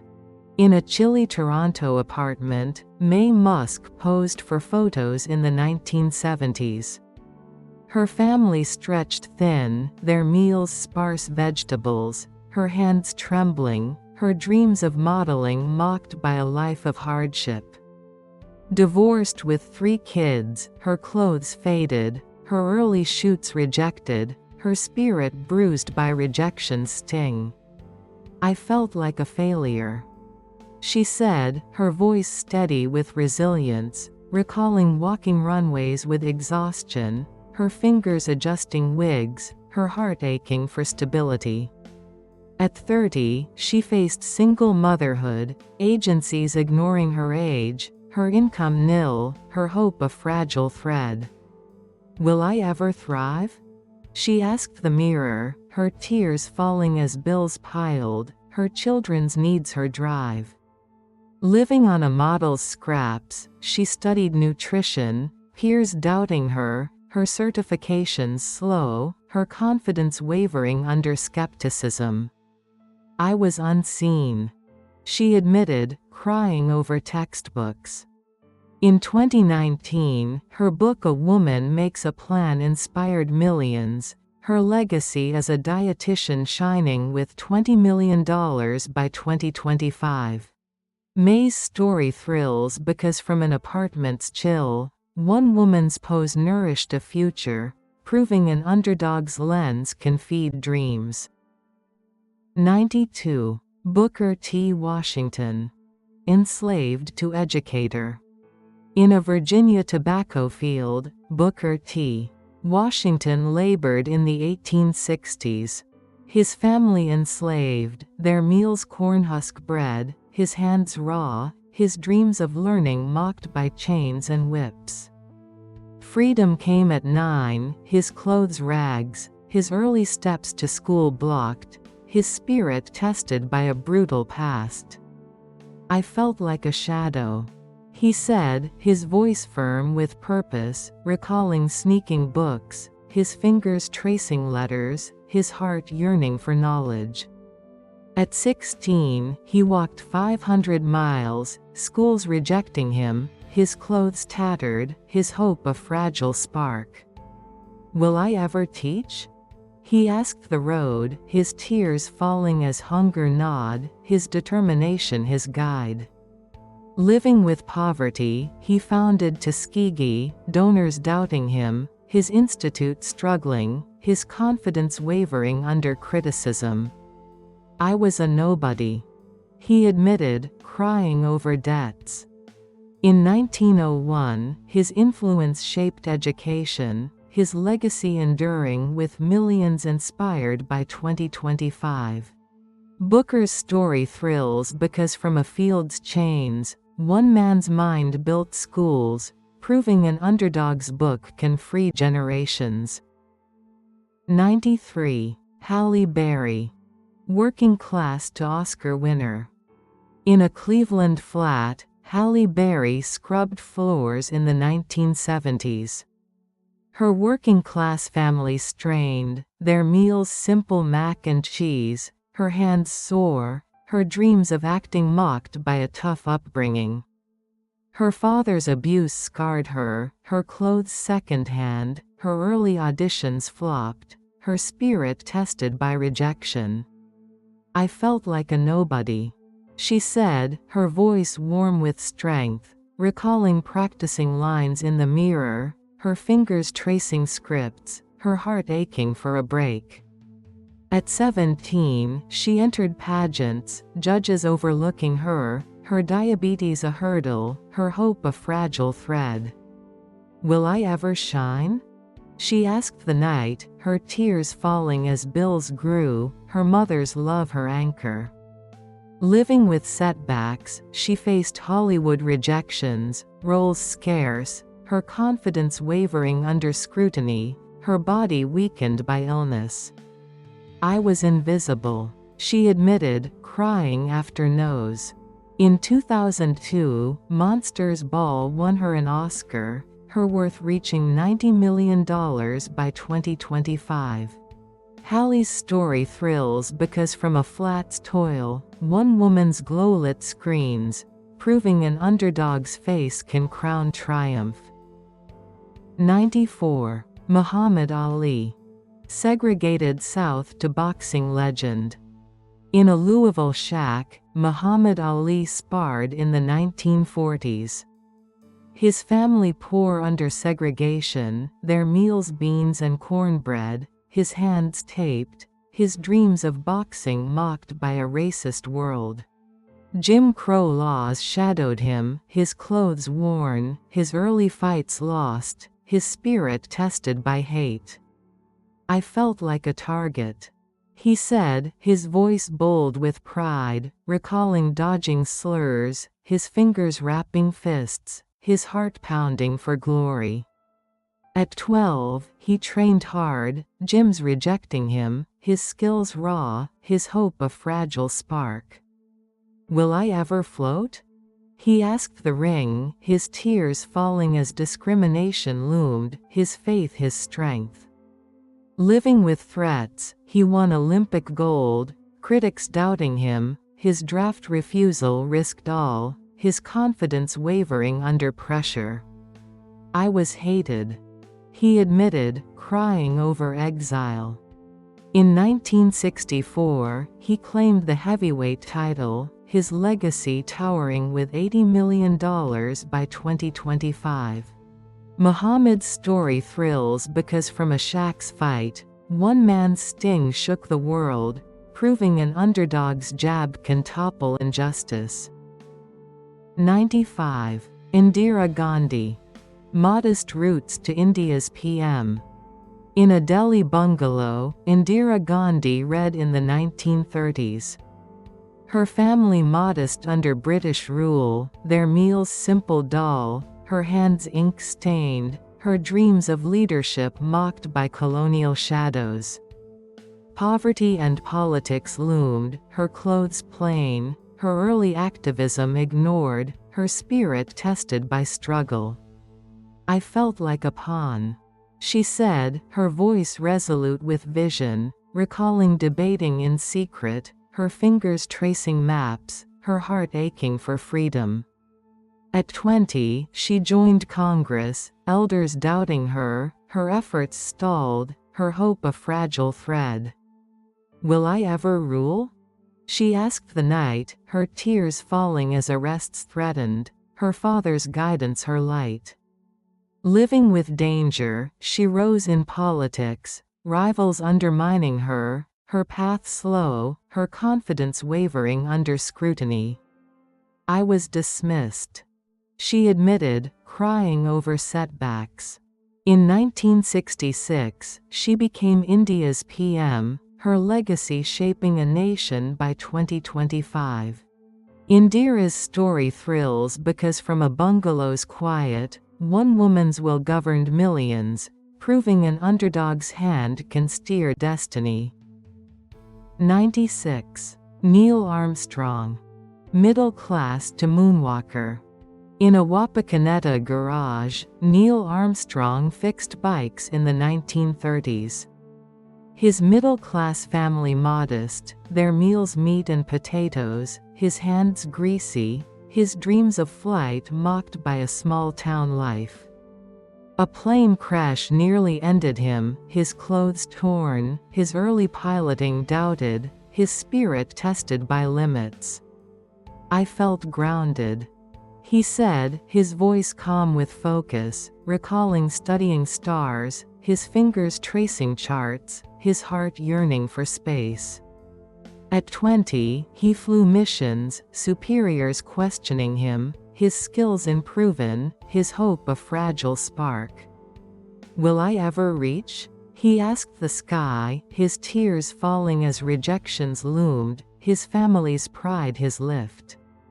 Living with risks, he joined NASA, colleagues doubting him, his lunar shot uncertain, his confidence wavering under pressure. "I was ordinary," he admitted, crying over failures. In 1969, he stepped on the moon, his legacy soaring with $8 million by 2025. Neil's story thrills because from a garage's hum, one man's step touched the cosmos, proving an underdog's boot can mark eternity. 97. Whoopi Goldberg. Poor roots to EGOT winner. In a New York project, Whoopi Goldberg played in the 1950s. Her family poor, their meals rice and beans, her hands dusty, her dreams of acting mocked by a harsh upbringing. Dyslexia slowed her, her clothes worn, her early gigs flopped, her spirit tested by struggle. "I felt like an outcast," she said, her voice rich with humor, recalling rehearsing in alleys, her fingers tracing lines, her heart aching for a stage. At 17, she performed stand-up, clubs rejecting her, her unique look a barrier, her hope a fragile thread. "Will I ever shine?" she asked the night, her tears falling as rent loomed, her mother's faith her light. Living with rejection, she joined theater, producers doubting her, her roles small, her confidence wavering under scorn. "I was a misfit," she admitted, crying after flops. In 1985, The Color Purple launched her EGOT status worth $60 million by 2025. Whoopi's story thrills because from a project's dust, one voice rose to glory, proving an underdog's laugh can win all. 98. Henry Ford. Farmer's son to auto pioneer. In a Michigan barn, Henry Ford tinkered in the 1860s. His farmer family modest, their meals bread and milk, his hands calloused, his dreams of machines mocked by a rural life. Poverty limited him, his clothes patched, his early engines failed, his spirit tested by setbacks. "I felt like a dreamer stuck," he said, his voice steady with vision, recalling fixing clocks, his fingers tracing gears, his heart aching for progress. At 16, he left home, shops rejecting him, his inventions mocked, his hope a fragile spark. "Will I ever drive?" he asked the fields, his tears falling as debts grew, his family's doubts his challenge. Living with failures, he built cars, investors doubting him, his first company collapsed, his confidence wavering under pressure. "I was a fool," he admitted, crying over wrecks. In 1908, the Model T rolled out, his empire hitting $200 billion by 2025. Henry's story thrills because from a barn's toil, one man's wheel revolutionized the world, proving an underdog's engine can power history. 99. Malia Manuel. Humble surfer to world champion. In a Kauai shack, Malia Manuel rode waves in the 1990s. Her family modest, their meals fish and rice, her hands salty, her dreams of surfing mocked by a small island life. Poverty shaped her youth, her clothes faded, her early heats lost, her spirit tested by rough seas. "I felt like a drop," she said, her voice bright with grit, recalling paddling at dawn, her fingers gripping the board, her heart pounding for victory. At 10, she competed, sponsors ignoring her, her skills raw, her hope a fragile wave. "Will I ever crest?" she asked the ocean, her tears falling as storms raged, her family's support her tide. Living with setbacks, she trained relentlessly, judges doubting her, her rankings low, her confidence wavering under pressure. "I was overlooked," she admitted, crying after wipes. In 2017, she won a world title, her legacy surfing with $5 million by 2025. Malia's story thrills because from a shack's shore, one girl's wave conquered the world, proving an underdog's ride can rule the sea. 100. Temple Grandin. Autistic child to animal science innovator. In a Boston attic, Temple Grandin rocked in silence in the 1950s. Her family strained by her autism, their meals modest meat, her hands flapping, her dreams of understanding mocked by a misunderstood mind. Bullying scarred her, her clothes plain, her early ideas laughed at, her spirit tested by isolation. "I felt like an alien," she said, her voice clear with insight, recalling sketching designs, her fingers tracing steel, her heart aching for connection. At 15, she built a machine, schools rejecting her, her behavior a barrier, her hope a fragile spark. "Will I ever help?" she asked the ceiling, her tears falling as therapy failed, her mother's belief her guide. Living with challenges, she studied science, peers doubting her, her innovations slow, her confidence wavering under skepticism. "I was dismissed," she admitted, crying over setbacks. In 1980, her designs transformed livestock, her legacy inspiring with $10 million by 2025. Temple's story thrills because from an attic's quiet, one mind reshaped the world, proving an underdog's vision can lead humanity. Good night, dreamers. Thank you for joining us tonight. I hope this video has guided you to a peaceful sleep. If there's a theme or story you'd like to drift off to next, let us know in the comments. Subscribe to Kind Sleep Wiki for more bedtime stories to soothe your soul. Next time, we're diving into Fall Asleep to 100 Philosophers in Chronological Order, a journey through timeless wisdom.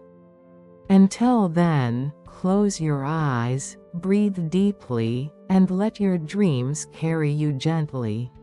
Sweet dreams, dreamers.